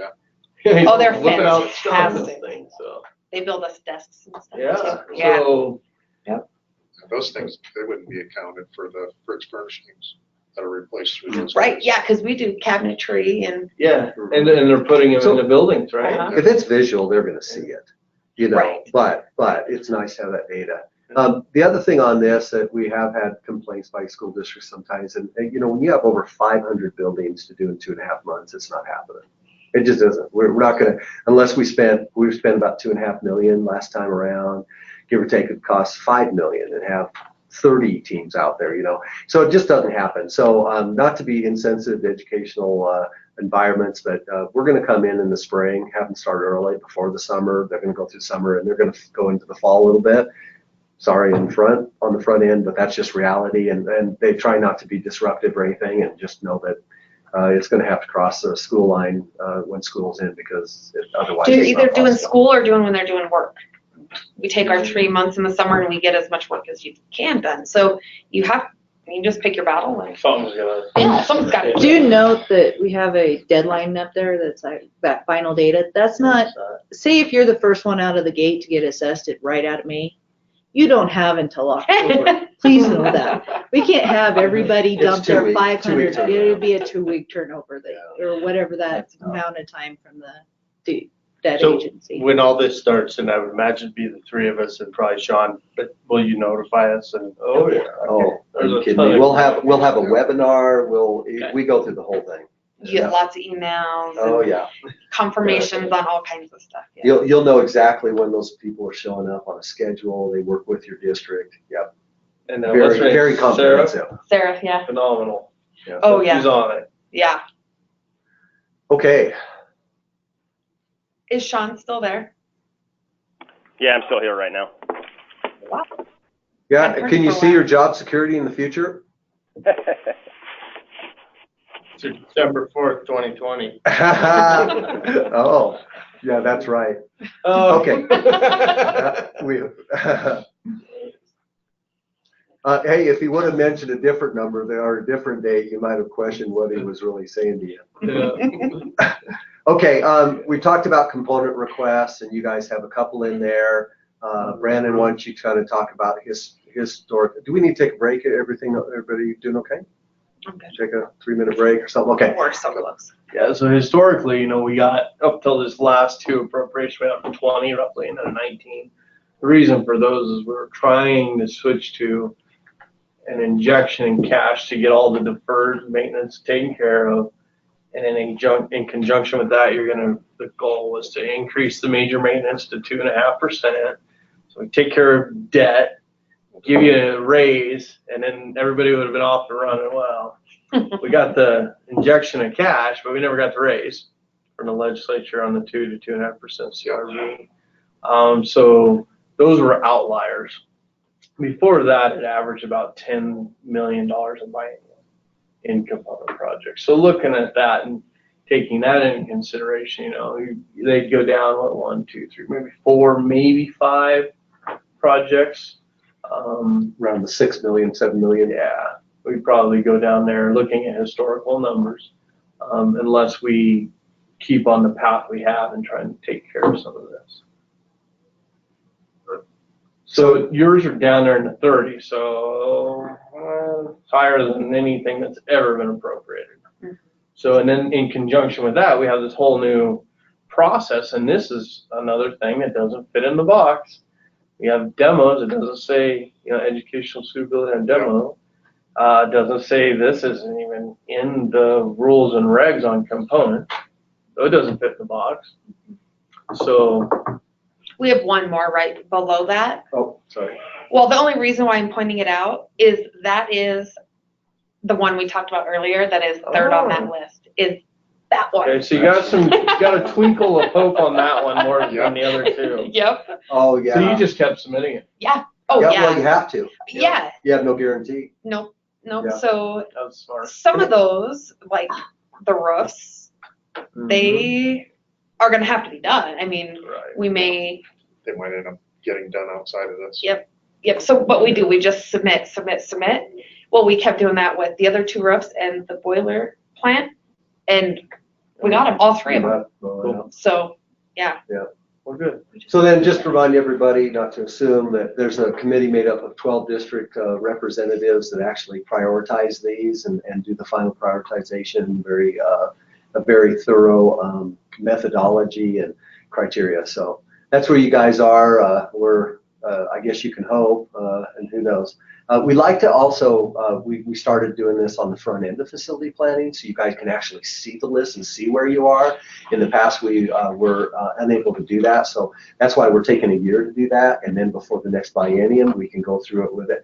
And that means, you know, it's kind of tough for you guys, but, you know, if you were sitting up here at Converse, you have an HVAC for $5.5 million, you'd probably be talking to your congressman, right, or your legislator, and you'd probably be saying, hey, it's really important you push at least more than 12,073,553. You know, at least they're empowered and they can do whatever they want to do. And we don't have necessarily power over that, but districts have the ability to at least do their thing. So anyway, I just said, guys, in a generic way, that you're continuing to maintain your buildings with available major maintenance funds. I know we're going to talk about a few other things here in just a minute with regard to the North High School and stuff like that. So with that, I think we'll go over this, Brandon, if you want to take the lead on this portion. So I'll just also throw in that House Bill 8, which is the major maintenance, which had 2 runs the legislature did. You know, we did the big study on asset preservation 2018. They wrote a bill. It failed. House Bill 8, they wrote another same bill with no reporting, just an injection of cash or a raise. It failed. So unfortunately, so the first one, these are all the ones that passed, but House Bill 52 is public works. It's about procurement of FF&E. So if you do any procurement of FF&E, the specs have to be written by a Wyoming, in a way that a Wyoming vendor can supply the materials. Wyoming only. So a lot of these, as I'll talk Wyoming only? Yeah. So a lot of them are about Wyoming preference and keeping state dollars to employ Wyoming people. So that's one of them for Wyoming vendors on FF&E. But that, you said FF&E. FF&E only. So if you're going to So do like student desks and things like that? Has to be to be- written, so a Wyoming vendor, where a Can- Wyoming vendor can provide them. That's gonna be tough. Do we have, There's a couple. or there's companies within Wyoming that supply, desks or Yeah, whatever? There's So- a few. So you have to contact them, your architect or you guys. They don't need to be actually constructed in Wyoming, Right. but purchased through a Wyoming company. Now, There is you go. this just for Right, 'cause use the of menu- of state FF&E money? Yep, state dollars. So it's not my general fund is buying a desk. Well, I would. That's why I'm asking, because think we need I to hadn't read heard the plot. anything about this. All you have to do is go through Pros or whatever, Powder River office. and They're no buy. longer in business. This is an example, Uh, to purchase I know those we're- desks or whatever. Has to be a company within Wyoming. The House that are- Bill 65. 52. 52, yeah. So So, we've been and you guys measured probably do a lot of all the way. procurement of FF&E, so. Yeah. Yeah. So yeah, you wanna make sure you follow that one. House Bill 65 is procurement. This is increasing the dollar values. Bonding goes up to $50,000. It was at $7,500. A&E procurement, it goes up to 50,000. It was at 25,000. School district construction, 213110. It was at 25,000 and now goes to 50,000. You see, everything just essentially got brought up, and the reason 50,000 is these things are 30, 40 years old. Mhm. So it's Right. more of present value of today's dollars. Right. And then the advertisement is 2 weeks, so 2 weeks minimum. If you're doing a massive high school, you probably want to do 6 weeks, a bunch of marketing, but 2 weeks if you're doing a roof. What was it before? 1 week. Oh, I thought it was. I- I thought it was- Yeah, so 213110 is under school district statutes. It was 1, then you had 9/2/3028 through 34, which is state, it was 4 weeks. Then you had cities, towns, and counties, which is 2 weeks. Then you had construction management bidding, which had 0 requirements. So you had 1 week, 4 weeks, 2 weeks, 0, so it's like, 2 everything's weeks. two. Yep, 2 weeks, 50,000. Keep it simple, right? So that's sort of the intent there. And then also hopefully keep more local people working. If the bonding's at 50, now maybe some of the local guys could get some work. And I think it dropped back to a local paper too, where it was yeah, Casper paper. State paper. yeah, there's a language right. called something with the newspaper, and they Yeah. loosened it up a little bit, Okay. right? So Statewide circulation or. yeah, it was something- statewide in a paper of Something, yeah. statewide circulation, but there is no paper of statewide circulation. Casper was so. not, but that was the one that they were always Right. leaning towards. So they sort of cleaned that up too. Oh, So good. hopefully So you we can can use Newman's record. increase your procurement. You can get some locals employed on littler jobs, maybe $40,000, $50,000 stuff. So, major maintenance, Tim, this is one you and I have talked about, quarterly payments. So not this year, but one more year, you're going to go down to quarterly payments. I And think we're gonna be okay. now you've done a little I assessment. think for a bigger district, it's a little easier than that smaller district that has a huge roof and they're gonna get quarterly pay. I I can think see that, that being. Our cheaper for July lower payment is for projects that we're gonna be doing in the summer of 20, for instance, is coming up. So we'll have some time to save that dollars up. Yeah, and they gave them a year to hopefully get cash reserves greater. So you start sandbagging and getting ready for that. Yeah. That payment. So it'll be a little bit different though. And that's another thing that JJ and I are going to work on, creating a document to let everybody know. This is when the snapshot of data is going to take, and this is when your payments to help districts project their cash flow to then anticipate the projects keep coming out. Because you're gonna be slower through the winter typically, Mm-hmm. so hopefully that this year they'll be able to. Save, and then go. So one piece of that is the words in there about if funds are available or whatever. So when would that notice of funds being available? when the appropriation's made, so right now the bill just passed. So we're preparing for the 21-22 biennium. So this time next year, when the probes come out, we'll know. So you should know. Yeah. Earlier in the year if you're going to get those 4 payments. Exactly. But what happens is, and they've always been available, the state will just be holding the money in their bank. Yep. and then they'll release They're going to it. accrue the interest rather than. Well, kind a of. local. Yeah, well, yeah. But now that there's not all those co-lease bonus monies and stuff like that, there's not that money at the first of the fiscal year for the state. There's not all that money sitting there. And so they were borrowed from Peter to pay Paul, and then they pay Peter back later on in the year when the revenues came in. So I think the state's trying to kind of pace that in such a way as revenues come in, so do expenditures, instead of taking out of certain pots, putting it over, and then having to move over to cash flow at the beginning of the fiscal year. The beginning of the fiscal year is always hard for everybody anyway, I think. So, okay. And on to that, COLE's bonus is drying up. House Bill 79 is about interfund loans. That's essential legislative stuff to talk about borrowing from different accounts to cash flow the process of the liabilities that they have. Do you guys have any civil work going on? House Bill 52, there was, it used to have $500. a $500 penalty, and now it's $5,000. So your architect would want to put that in your front end bid doc, so contractors know they got to do the one call, they got to call locates and all that. And 152. Yeah. And they're required. I mean, by state statute now, they're required to do that as engineers and architects. People weren't getting the utilities marked, and they were just blowing through them, and not too good. Some people testified that some of the civil contractors, it was cheaper for them to blow through utilities that $500 penalty than to stop with a 330 excavator and pothole and stuff, which is crazy when I heard that. But They did their own locate services, huh? yeah, they located right through it. Senate File 49 is private schools. Don't know if you guys have any starting up there, but just Not any new to ones. attempt to keep the private schools having the same type of facilities as the public schools. That's in particular the one that's being built in Teton County. Public records, Senate File 57. Some changes there about due, when, who, all that stuff.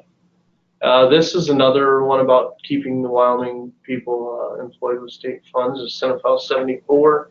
And it's got a tiered system in the architects. So if it's 40 million and above, 20 million and above, or 20 and less, you know, you have to have X percentages of the contract go to Wyoming art design firms.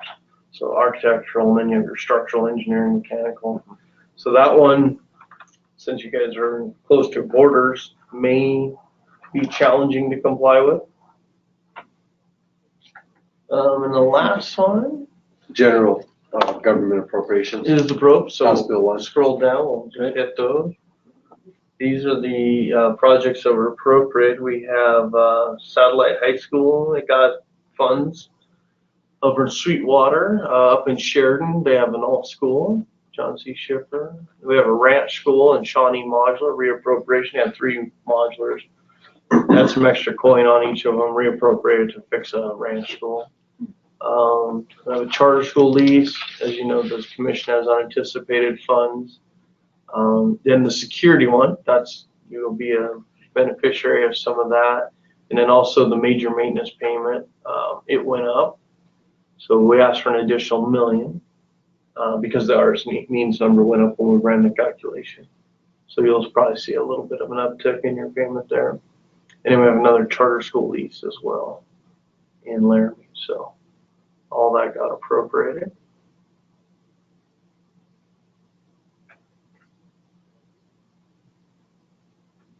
Okay, you guys want to talk about this?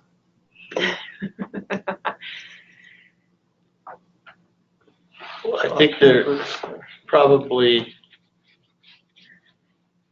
yeah, It's more just the keep it, everybody talking about it more than. I mean, there's probably a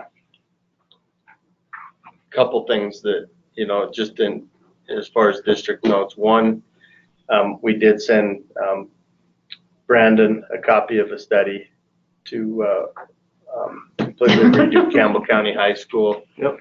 And that's, and I don't really want to rank anything here, but I think that all of these things definitely are equally important. So Campbell County, I think also the possibilities of purchasing land or a site to relocate our bus barn Little Powder Elementary, and then I think Cottonwood is right there in the conversation as well.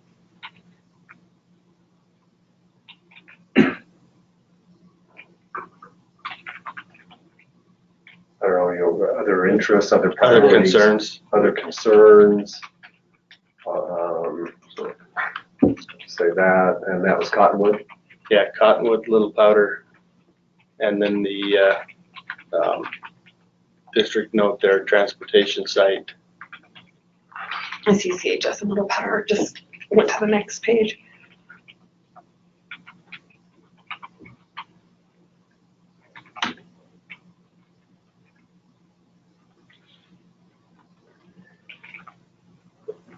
I didn't do a super job at listing things, but you said these were okay. Good. Anything particular you want to say? These are, I guess, my question straight up is, and it's hard because we always want to ask, do you have any capital requests? But then, but then it's like whether you do or don't probably really doesn't necessarily matter because we're following a process through rules and regs that prioritizes requests. Not to say though that we have these outliers, sometimes demolitions like Parish Hall, that didn't fit in any matrix we have for producing a recommendation or all the modulars. But yet at the same time, you asked for it and you got it. And so That's because we weren't following the rules and regs. yeah. That's because we were breaking the law. Well, is it? Yeah. Is that a break in the law? It wasn't in compliance with Chapter 3 of the rules and regs, but I was told by an attorney. So I said, Yeah. Because I'm going to be the guy. It's going to be Troy and I sitting there. Right. Right. Yeah. They're drilling you. Yeah. So, so in reality, if we were to, and it's true, if we were just to abide by state statute, then it would probably follow that process by which school districts sometimes are successful at, and that is go through your legislator, because there is no other way to get an appropriation from that. Yeah, And so my thought, Troy, Campbell County High School follows Chapter 3 rules and regs, right? Cottonwood follows a process. Now, Little Powder, K8 new, it has, We have planned. there's money out there, right? That's planning money? Is that what that is? I think see, so. Yeah, 53,500. There's 28,000 left. Right, we had to do the Mercer study. Weren't we supposed to buy some land? Mm-hmm. Okay. I'm trying to see of those lists, some of them have already made it through the gate. Right. Right. Right, yeah. That's what I was trying to look So at. transportation too, they have Yeah. 450,000.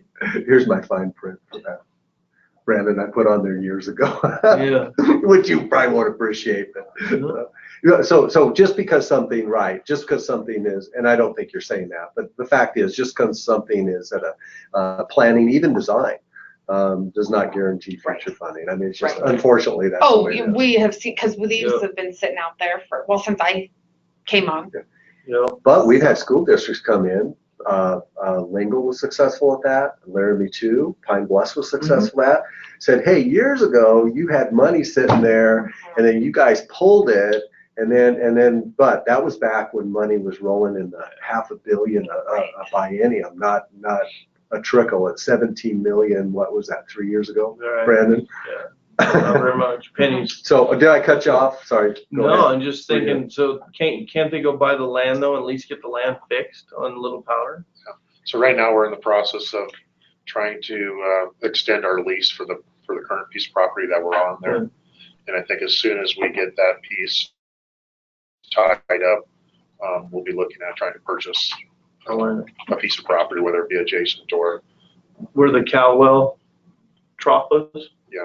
Yeah, I just envisioned, but the school's here, it was across down here. Yeah, there's actually a couple pieces of property that I think we have our eye on at this point.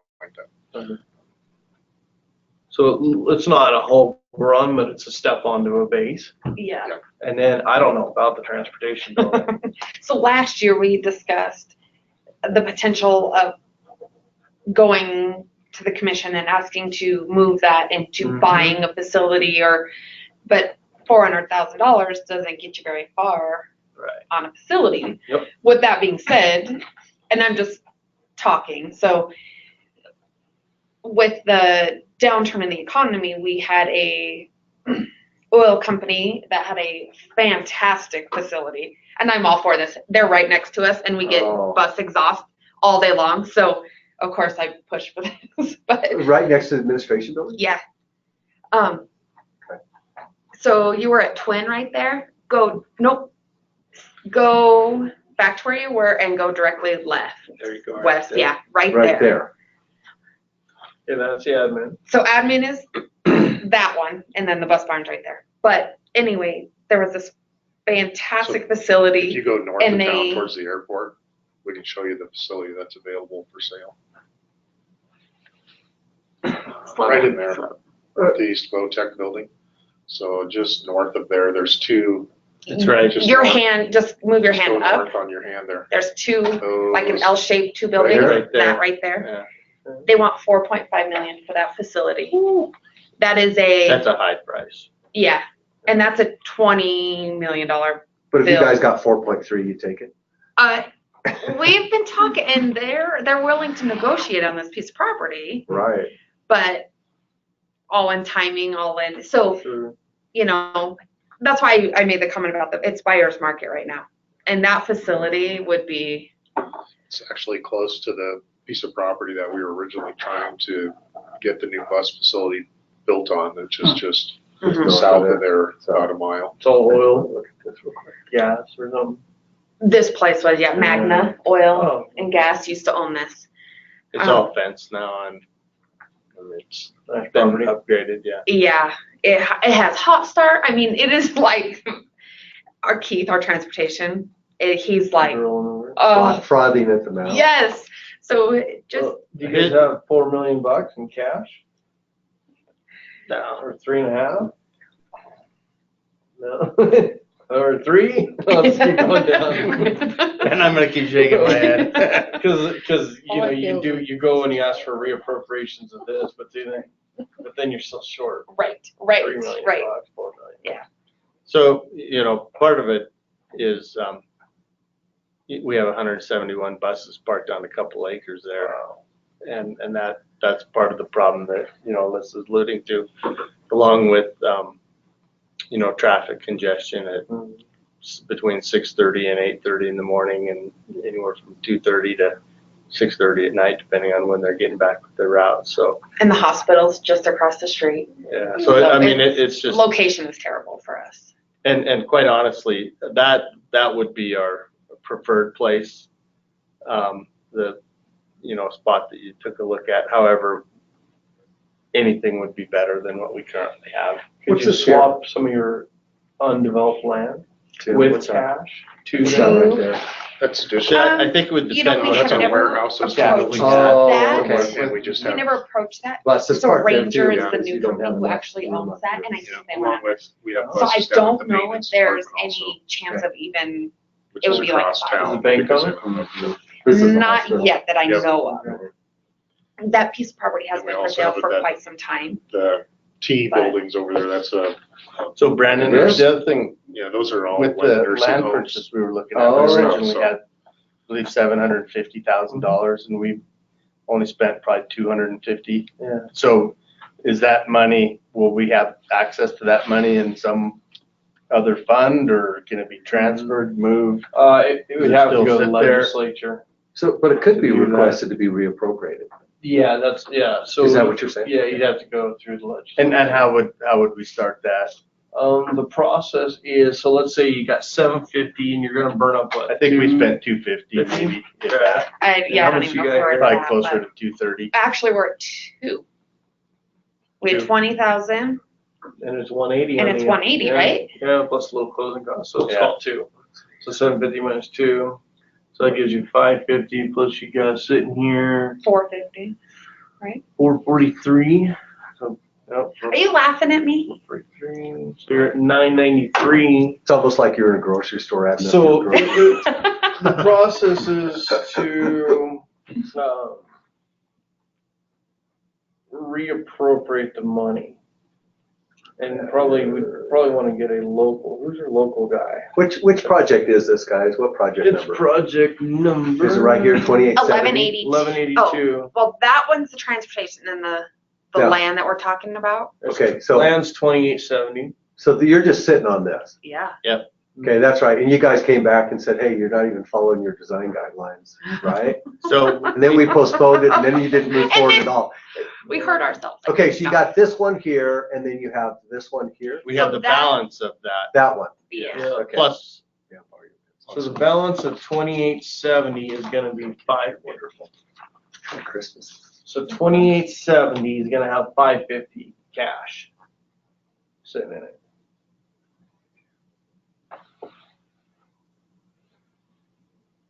Are you looking at the projects, and Yeah, well, yeah, I know. I'm just waiting for Tim to get me a contract and we'll move the money over. It's sitting back on in a bucket. I think we actually received that from Jamie. Did you? yeah, I have the email. I It's wasn't able like to get on my 700 email. pages or something like that for, And All that's stuff. that's out of the 2870 project? Yes, 2870's got 550 cash once the transaction's done. So then the other project has 443, so now Slight glimmer of you're light. almost at $1 million. I know. I told him I would not let this die until I have exhausted all avenues. Well, I mean, Yeah, Because this facility is, so in the present, we were showing you up here, right? So this is about the only, Hail Mary you have, hey, I'll take a Hail Mary. prayer, or whatever you want to call it. Okay, so, whoops, call it away. Okay, so this one right here, this reappropriation is Shawnee that's the Modular. process. So they had 3 modulars. They fixed them. They had extra money, several $100,000 left over, and they had the Shawnee modular that was like mouse infested, right? So came up and said, hey, well, we got that extra money. We're not asking for more money. Mhm. All we're asking for is a reappropriation to redirect that money to meet, and there was a correlation, right? Rural school modulars replaced for rural school modular. So they were able to make that gap or that leap or that connection and be able to request it, and it actually was approved through the legislature. So there is an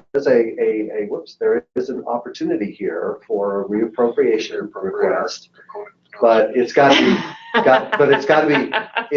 there's got to be some connection between what you want and why you want it, and it needs to be put in a way that is logical and that any legislator can pick up and go, oh, that makes sense. Yeah, and it doesn't cost us any more money. It's already out there. Oh, okay. Well, and usually, not always, usually those things fly. So we need to come up, guys, if we're going to do it, because what we're going to do, if we're in favor of this, which it looks like Brandon's contemplating.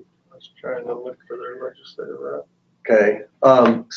But we need, if we're going to script this, let's script it right now, because we're the people that have to, when it gets put in a budget, justify it and put the wording in and why to do what we're going to do, if potentially. Okay, so You're leaning one, forward. This is good body language. one, You're hopeful. one big thing, so when we started, we were given, or we traded the property that the transportation building was originally supposed to, we wanted to build on.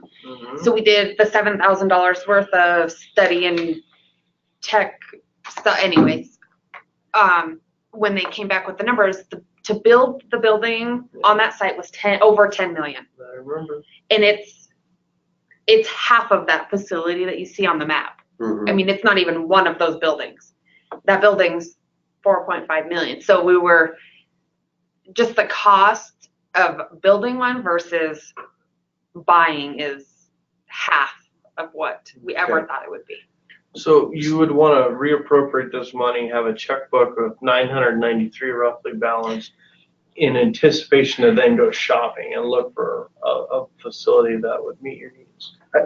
I don't think that it's too far out. That, to me, there's no way you're going to get one for 900,000 to meet your needs. Yeah, so we're still not. There's no way. So the best thing you could do then is to reallocate monies and say, okay, listen, we are there, we have some money here, but the fact is we all know it's not enough for construction, right? Yeah. It's true. So what we want to do is the next best thing with the existing monies, we want to get a site that would allow, when this is prioritized to the later on, Okay, we can't make that leap that far. We're not going to get more money out. I guarantee we're not going to get more money out of the legislature.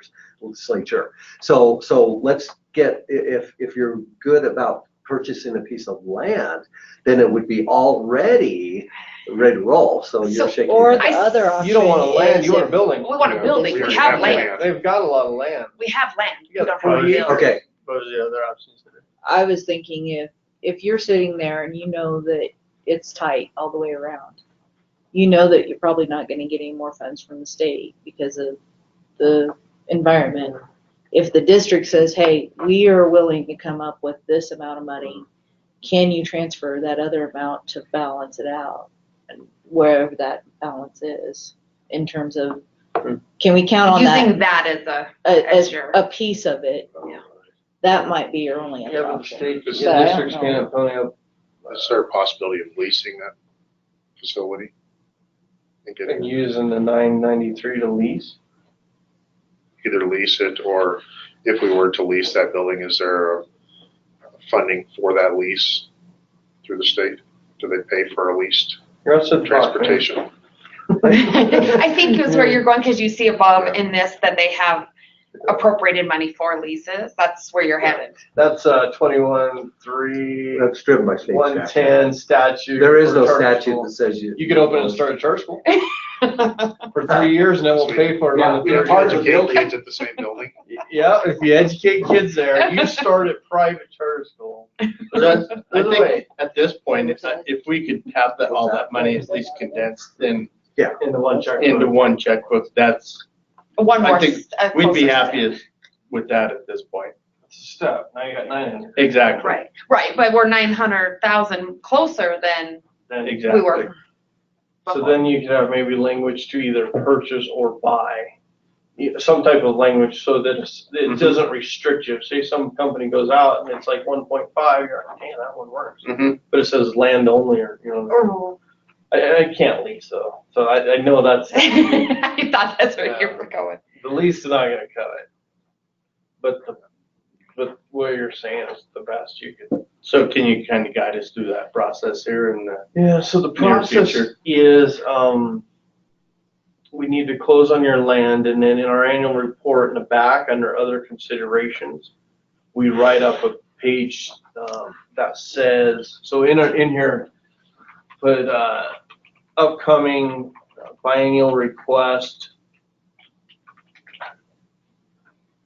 under other, I'm just thinking out loud, under other considerations, a report shall be provided to the SFC and select regarding reappropriations of existing funds from project 1182 and 2870 to be consolidated into one appropriations for a bus facility purchase or land acquisition, So something along those lines. I'm just thinking And then- about it now again, so do we tie that directly to that bus, or if we came close to building a Little Powder, would we be able to shift those funds towards building that elementary also? That's a stretch. Oh, man. You gotta pick a horse and ride him.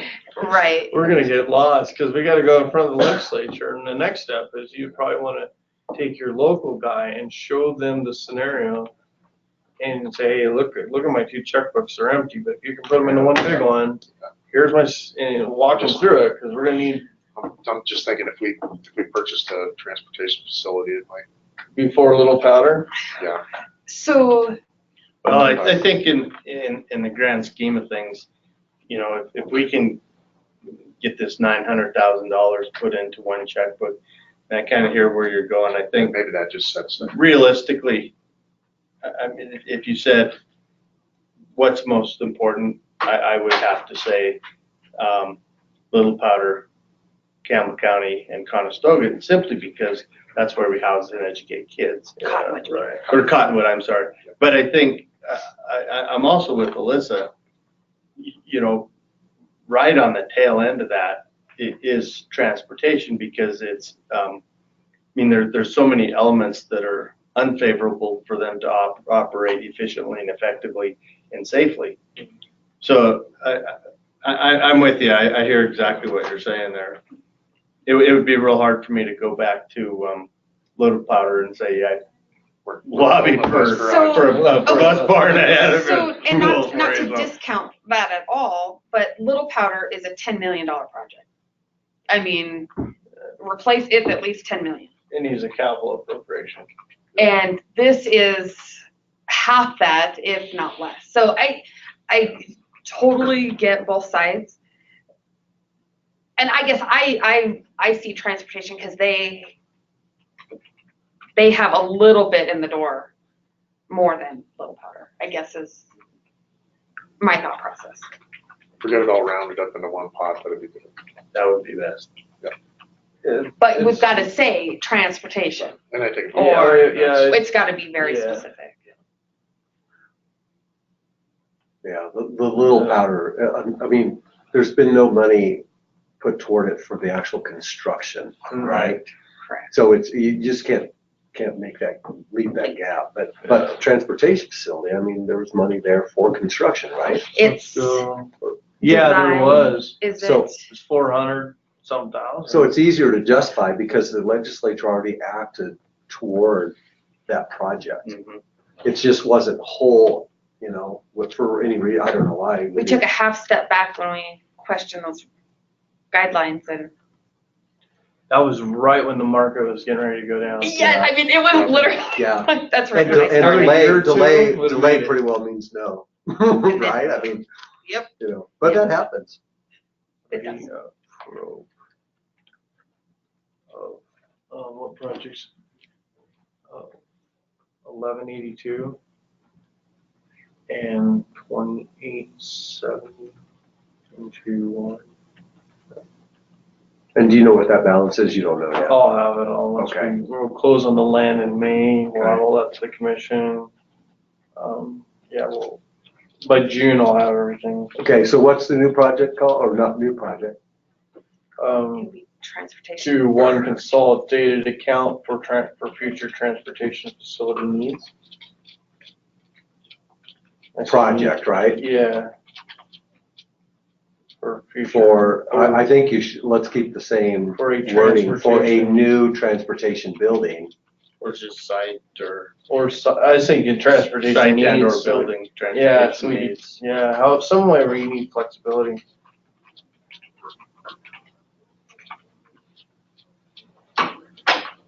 Site or building? Yeah. Site And Now, or building. And or building? I was thinking, you had that 40-acre parcel, we talked about liquidating. Did the state buy that? Any of those undeveloped ones? No, you guys bought them all? Okay. So why were we so low? On the money? Yeah, why were we only 400,000? Because back then, I think this was before I was heavily involved in the budgeting, just for on the record. It is on the record. Right? It's recorded. 400 grand. We got plenty of cash coming in the back door, man. Revenue's great. We'll just come and ask for more money because I used to look at the budget. It'd just say $1 million for design. It was really even numbers. I see an even number, I think that's a fraud. Well, then the cash stopped coming in and everything just stopped. Yeah. So I think, they probably had intent of, hey, we'll get you some design money. We'll get design. We'll come in with construction. Well, and that's true. On the Things are transportation rolling. ones, we wouldn't necessarily, I don't think we've separated the design from the construction. It was one pot of money. So you think that was originally just design? From the amount, it was probably seed money to get going, and we'll come back with $1 million or $2 million for construction. I see. That's my assumption. Okay. All right, what do you want to say here then, Brandon? I think we're good. One consolidated project for a new transportation site and or building. So we'll run this by, after facility planning, we put all this in a database and stuff, we'll print it out. Obviously talk to the director. Before we move Right. forward. Makes it through that filter, because he probably talks to the governor and stuff. Then we'll, off to the commission, then off to select committee. And in between, what other districts have done is they went and got their local legislator they toured their needs, whatever it was in their district, such as the bus facility in your case. And then you'll want to be there and follow it all the way through, so. Yeah, so attend all meetings. with that, with saying that, Brandon, with our statement up above there, school district did a study for Campbell County High School, other concerns. Would you offer the same advice then? Yeah, you can. Because I mean, those never had any approach. So I mean, we're going to Okay. follow that to the chapter 3 of the rules and regulations verbatim. So now that doesn't mean, like Troy was saying, other people have thrown projects in, but I'm going to follow it like by the Bible. Right. Unless you're hiring. So Well, yeah, it's got to, because we got to. I mean, that's the thing. We got to be pretty consistent. Yeah. And I guess my point there is, we want to adhere to your expectations and your guidelines, and not sound bully-like or anything, but at the same time, Cottonwood, Little Powder, and Campbell County really need some attention. Mm-hmm. And so we want your advice on, is just putting something here on paper sufficient, or what do we need to do on our end to, to move forward? Well, I think we need to figure out where we're heading with the new list, but we can always talk. And part of that's kind of the wait and see once those lists are recalculated. Yeah, Right. I mean, the whole state's up in limbo until we. Till the educational suitability comes into play and everything else. Okay. Yeah. But I mean, I'm just being honest with you, looking at your numbers, I don't see any of those buildings up on top of that list. Sure. Because there's so many more buildings above them for capacity percentages. Right. Hey, go to their condition list real quick. Just check it out one last time.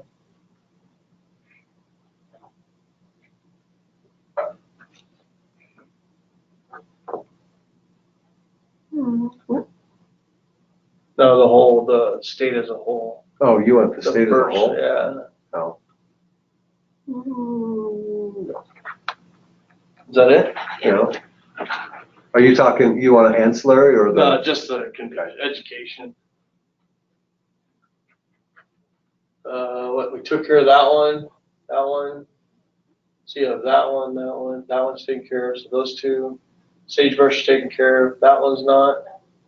Yeah, so you gotta jump above Laramie, Platte, Here's where they come in. and then all We're of talking- Laramie's. That's a $100 million bill right there. TAC, we did a study, they may wanna demo it, I think. Douglas. Yeah. I think they're getting rid of that one. So are some of the projects listed up there, Brandon, are they in the process of being remedied then? Well, that's what I'm saying. So let's see. So remedied. These two are not remedied, and these three are not remedied. So you got Laramie. That's a school. Call it 25 million. Don't know about this one. Call it 25. 25. They're a $100 million bill. 125 million. I think these two are remedied. I think this one's remedied. So there's another 50 million. See what I mean? We're at 175, $200 million bill. Right. And then look at this. 3 schools right there. You're pushing 200 plus. two plus, $250 million now. See where I'm going? Mm-hmm. All these have higher condition. Now go to the capacity. And here's why in my head, and I'm just thinking out loud. Mm-hmm. So then you go to the capacity. At the bottom. The I state can't remember ranking. which way it was. It's my document, I can't remember. It's okay, we've only seen it 37 It wasn't that way. Not that way. No. It's okay, I missed it. Oh, Okay, so you got $250 million in condition, and then you go Laramie 1, they're at 103 capacity. So if you follow the chapter 3 by the Bible, Yeah. high condition, high capacity, I beat you. That's what that equals. Okay. $250 million heading to Laramie. And yours. I think we can confidently say it's not this biennium. Yeah. And we Or got questionable. 30 and to put it in perspective, they gave us 33 million in this appropriations, right? We used to get like 200 million, 400 million. One year was like 500. Yeah. So in thinking through the process, you know, maybe we get, let's say they give us 100 million in capital. I mean, it's way out there. 8 more years out or something. Yeah, I'm thinking 8 to 10 years. So with that being said, what do we do with, you know, like a Campbell County when we have $30 million heating refurbishment or something that needs to be completed? I mean, Component. Phase it, component. Major so we're gonna get maintenance. something Yeah. if we ask for 30 million in a component? Well, I'd say phase it. Maybe do rooms. Even that's He didn't laugh. I know. Even I didn't threw his find bag it at that me. So yeah, first you're gonna have major maintenance, and you got component. Component doesn't even fit in the box, and that's what we're gonna keep pushing. That's our problem, is we don't have any way to The address that thing. Right. I hear You know, with the new facility or study coming out, it's a moving target for us again. You know, there's a good possibility we're going to drop down on that list. you. Right. Well, that list And is, it's gonna change. I mean, we're using old data right now. We're gonna use it because it's the only data we have. But you're gonna look at another 2 years out before you can get a really updated list. And that'll be the next biennial. Yeah. And if we have to go do the assessment on suitability and all that, and bring everything in tight. Or at least another biennium out before that's even solidified. But to get down to that, let's say it stayed static, to get down there, we're, I think, 8 to 10 years out. Depending on how much money comes through. So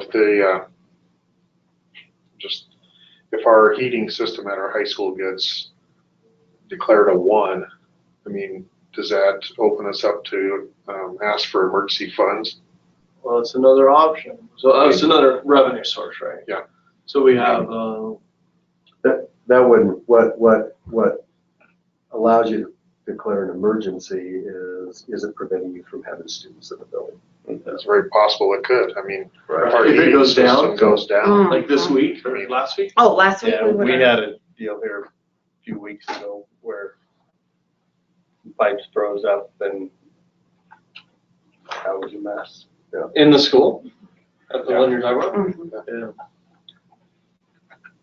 Yeah. It could have been a major disaster if it hadn't happened at about 2:30 in the afternoon. Did you guys submit for component on that one?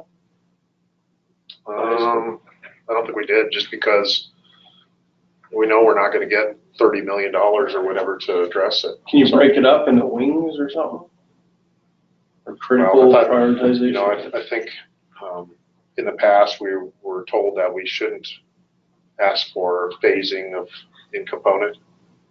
So, I mean, you'd be looking at a 5-year phasing project or Plan. something like that. So I know we were told at one time they don't like to fund phases like that. Yeah. In the assessment, doesn't it talk about the option to do that? And it's crazy. Expensive. Yeah. So Troy, what do you think? I think major maintenance, component, if it crashes, we go to emergency, but we only got 5 million for that. You're talking about. Along with, I mean, if that happens, we can't even get it done in a year. So we're looking at trying to phase in, moving kids out, and I mean, Yeah. we have a huge concern there that we're just, This is your biggest liability. we're moving a target. We've got, you know, an $80 million refurbishment that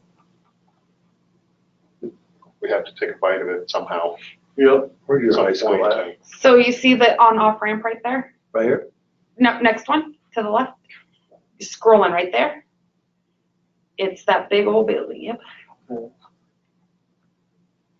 Oh, that whole thing? That whole thing. Isn't that like 300,000 square feet? Yes. 330. 305 or 3,000? 328 with the With the G G building, and it's been added on to, what, 6 times? Oh my goodness. That was a massive. It's like a mall. You go in there, it's like Mall of America. And it has ramps up and down the halls, and level 2 is different than it's crazy. And that's kind of part of the issue is if it was one big flat level site where you could go in and do heating and cooling or plumbing or whatever, that's fine. But because of all of the additions on there, once you start on one wing, now you have to go to the next wing, and then you're into the next part, next part, next part.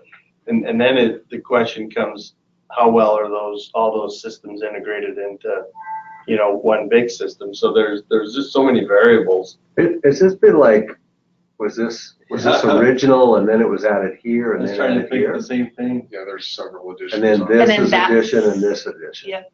So, but this is your new boiler thing, Correct. right, that you got done? That's the boiler room, So- boiler building. That's the new boiler building for So, Marines. it's one thing, so it's one thing, what's your oldest part of this building? Is it right here? 73. Yeah, so it'd be that I centerpiece think it's there, 54. So. Okay, along with, I believe, this up here. this here. Yeah. So it'd be This this, is the original stuff, probably. This, I believe, was built in the 70s too as a shop building. 72. uh, And I think that was like the year after. And then they closed these in. That was 77, G building 77.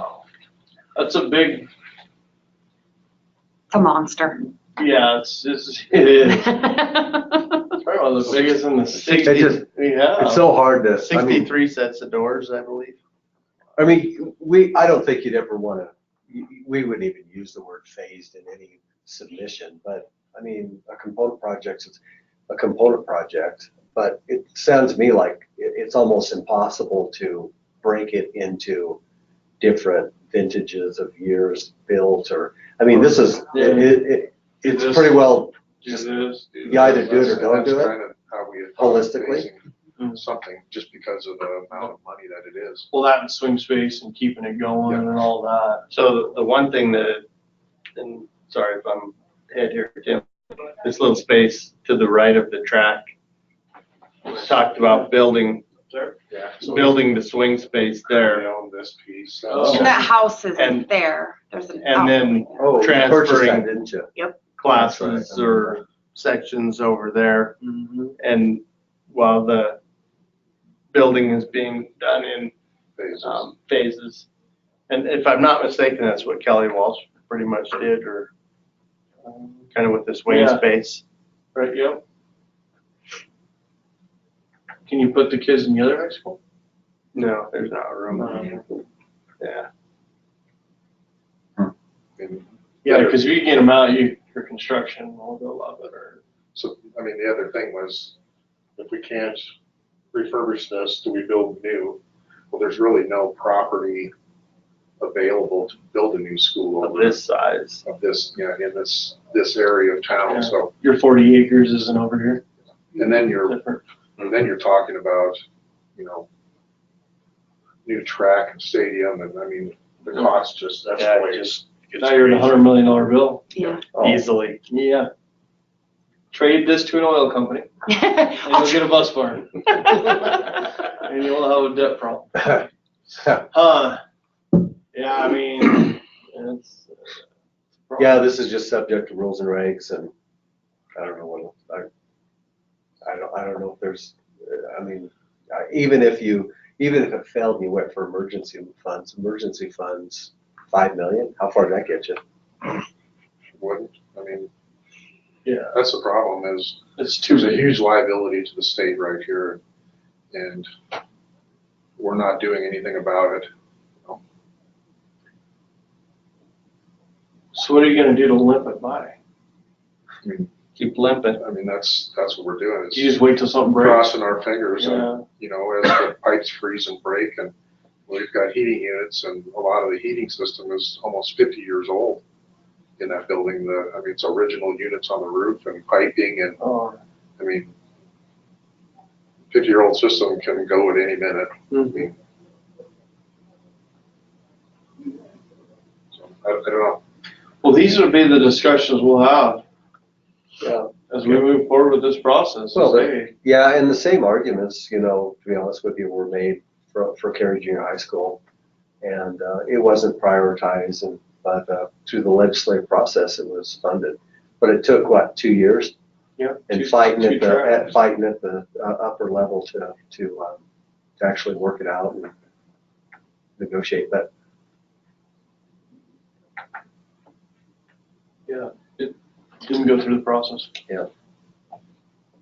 Okay, well, Okay, well, we appreciate the discussion on it. Wait for it to blow. Let's hope not. oh my.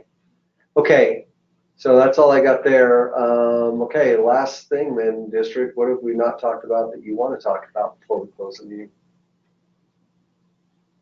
I think we've covered all the grounds. Yeah. And Our big ones are the ones we just talked Yeah, the highlights are the 4 things that we have in the notes and conversation that goes along with that. Definitely, you know, as time goes forward, we're always up for suggestions, ideas, strategies, whatever. Troy, I'd like to, let's extend use for this. This is a land. Yeah. This land contract? I don't know if she's got a contract in there. you forwarded the whole. Yeah. She kind of described what it was in the top there. There was the rest of the. She was gonna bring the documents to She the did. office yesterday and She- never made it. She lives an hour out of town Really? and had sick kids. So yeah, it Well was done there. a little tight yesterday. I'm trying to put something here, Tim, but I just said CAM01 school has an is that the accurate HVAC system? Yeah, I mean, the HVAC system is one piece of it. I mean, I would say that The- plumbing with that. 'Cause the that's- plumbing and sewer system is in, you know, we've had that, you know, with that study, cambered the sewers and things, and I mean, they're in bad shape.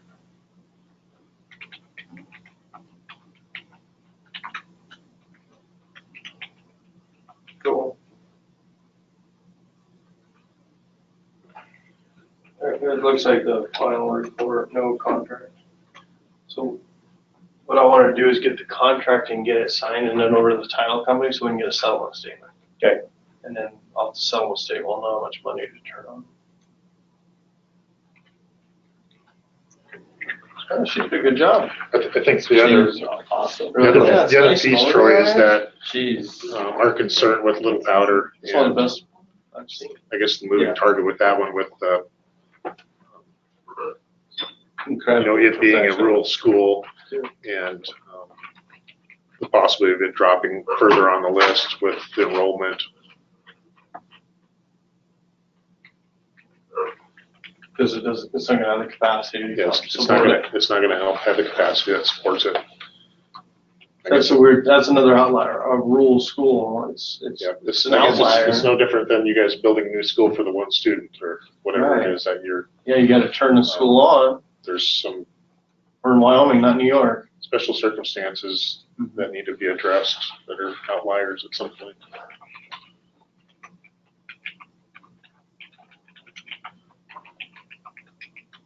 And that school is in dire straits also. Little Powder. Yeah. I agree. I think Maybe even worse. Cottonwood, I think we're gonna be able to address some of those issues that we're currently having there. That'll help us out or get us by there, but Little Powder and North Campus or Kemp County High School are, Yep. they're in dire straits of, we need funding. Yeah, I agree.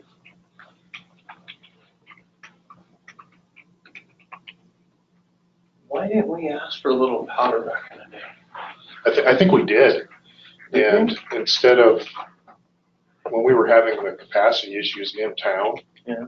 we set that one aside to actually get those schools built in town. Gotcha.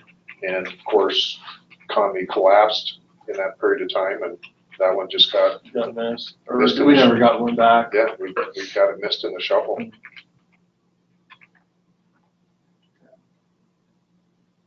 We just thought, yeah, we can keep that one going Yeah. until we get these other ones that really need to be done because of capacity issues, and Right. that one got lost in the shuffle.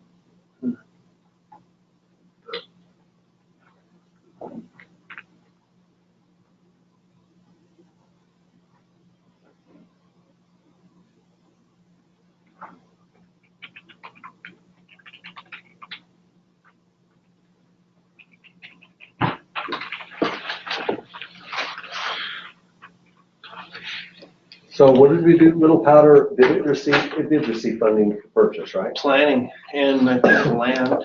Yep.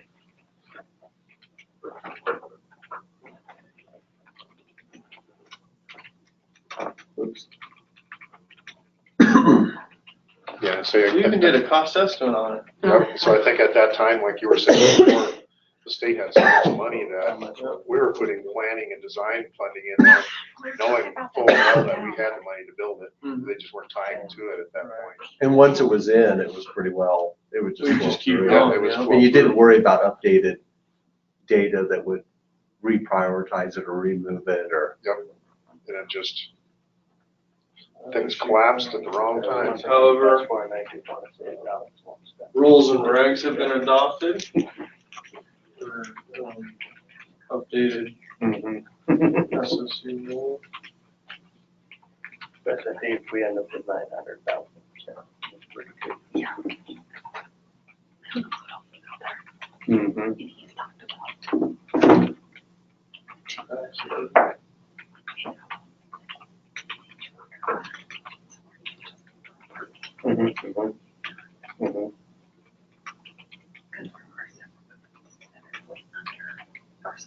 So you like to give them part of it, 71 buses, driving in and out of there, out here. Maintenance and, yeah. Hey, Tim, who took over Randy? Randy Fouts. Yeah. We just kind of Absorb those. Yeah, Is he well, retired now? He was with me on the Capcom, the big stuff, is what I was working with him on. Yeah, he retired about 2 years ago. Who's that? Randy Randy. Fouts. Yeah, it would have been 2 years this summer.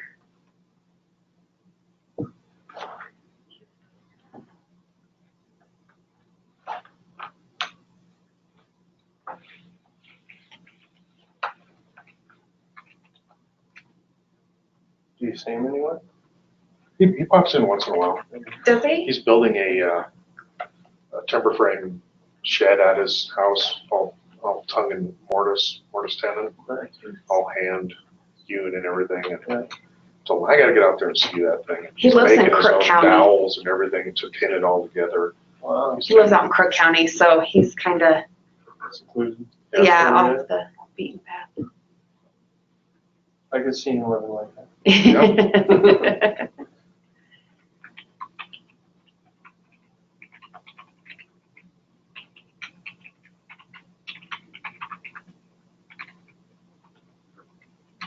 I don't know. Just making it up, guys. Concerns for this school continue to be. Huge concern. A huge, Maybe is it conditioned though, right? Yep. Okay, let's put this. I don't know if Of the facility can continue to be a concern? Because that's what the need is the condition. the condition of the facility, yeah. And I think that just because of its location and there's special considerations or whatever it is. Do you guys own that building? Because it's on a ranch. We own the building, but not the land. Not the land, yeah. Yep. You got like Leased land. 50-year lease or something. we're like, 50-year lease, but it's up in 2021. Okay. And the guy died. yeah. Guy died, so we're working with his Why? executor of his will and his wife. Okay. So That's a problem. Yeah. Could be. She might sell it all. It's been a lot slower with Or- this way than Yeah. he was all for it. He was, That's too bad. yeah. I think we can get a new lease in place that allows us to stay there until a new school or refurbishment is completed. But they're talking about, the last time I talked to them, about maybe extending it 10 years, something like that. And, I would like to extend it a little further than that, just to. Sure. So she's gonna go dump money in it. Yeah. Or Anything just else? to be secure. Is that good? Just to be secure. I think we're pretty good. Okay. All right. So we'll have to think through that one, and we'll communicate with you guys as we work through the process. Obviously, first step is director. Second step is, basically, if it does qualify for consideration, which it may, I mean, we can ask for the department can ask for a reappropriation at any time because the funds are already there. Okay. But we just have to basically put together because we always have kind of a summary of each request. Yeah. We'll work on that. We'll work with you guys to do that if it's approved by Dell and move forward. I was just thinking the same thing. Maybe we got like our summary sheets. We work together writing it and justifying it. You got to be brief, but yet complete enough. Get as much information. Yeah. And you got, and like anything else in our jobs, you used to have a business partner said, whatever you do, whatever you type, whatever email you send, just remember, could you defend that in a court of law on a stand, right? I mean, that's, and so we think when we put this stuff together, we think, okay, if I was a legislator sitting on that side of the table and I was listening to the justification for what we're doing, if you're not convinced in your mind that it's justifiable, then neither will they be. Right. And so those are kind of things that we have to make sure that we are fully behind and support. And again, it comes down to a director and what their decision is, whether it moves forward or not, because they're ultimately the responsible party by which we serve and under the governor's authority. So, okay. Well, If anyone wants to come up and tour those schools, we're glad to take them through. next time we're up there, Yeah. next time we're up in that area, we should. I mean, that would be good. Little Powder's a little ways out of the way, but it'd be worth a drive up there just. You got rid of that modular behind it? No. Oh, God. That's going to be our last modular. Oh, really? Yes. If and when we. Are they still using it though? Yeah. Yes. For art, or what do they use? it for? Art and music. band. Yeah. Okay, they go out there. They do. Yeah. They do Okay. use it. Cool. Yep. Darn it. It's a neat location. I mean, for a country school, it's kind of a cool place. Just they're in a building that is somewhat challenged. Okay, I don't know. This probably, it's still recording. I'm going to go ahead and end this then, guys.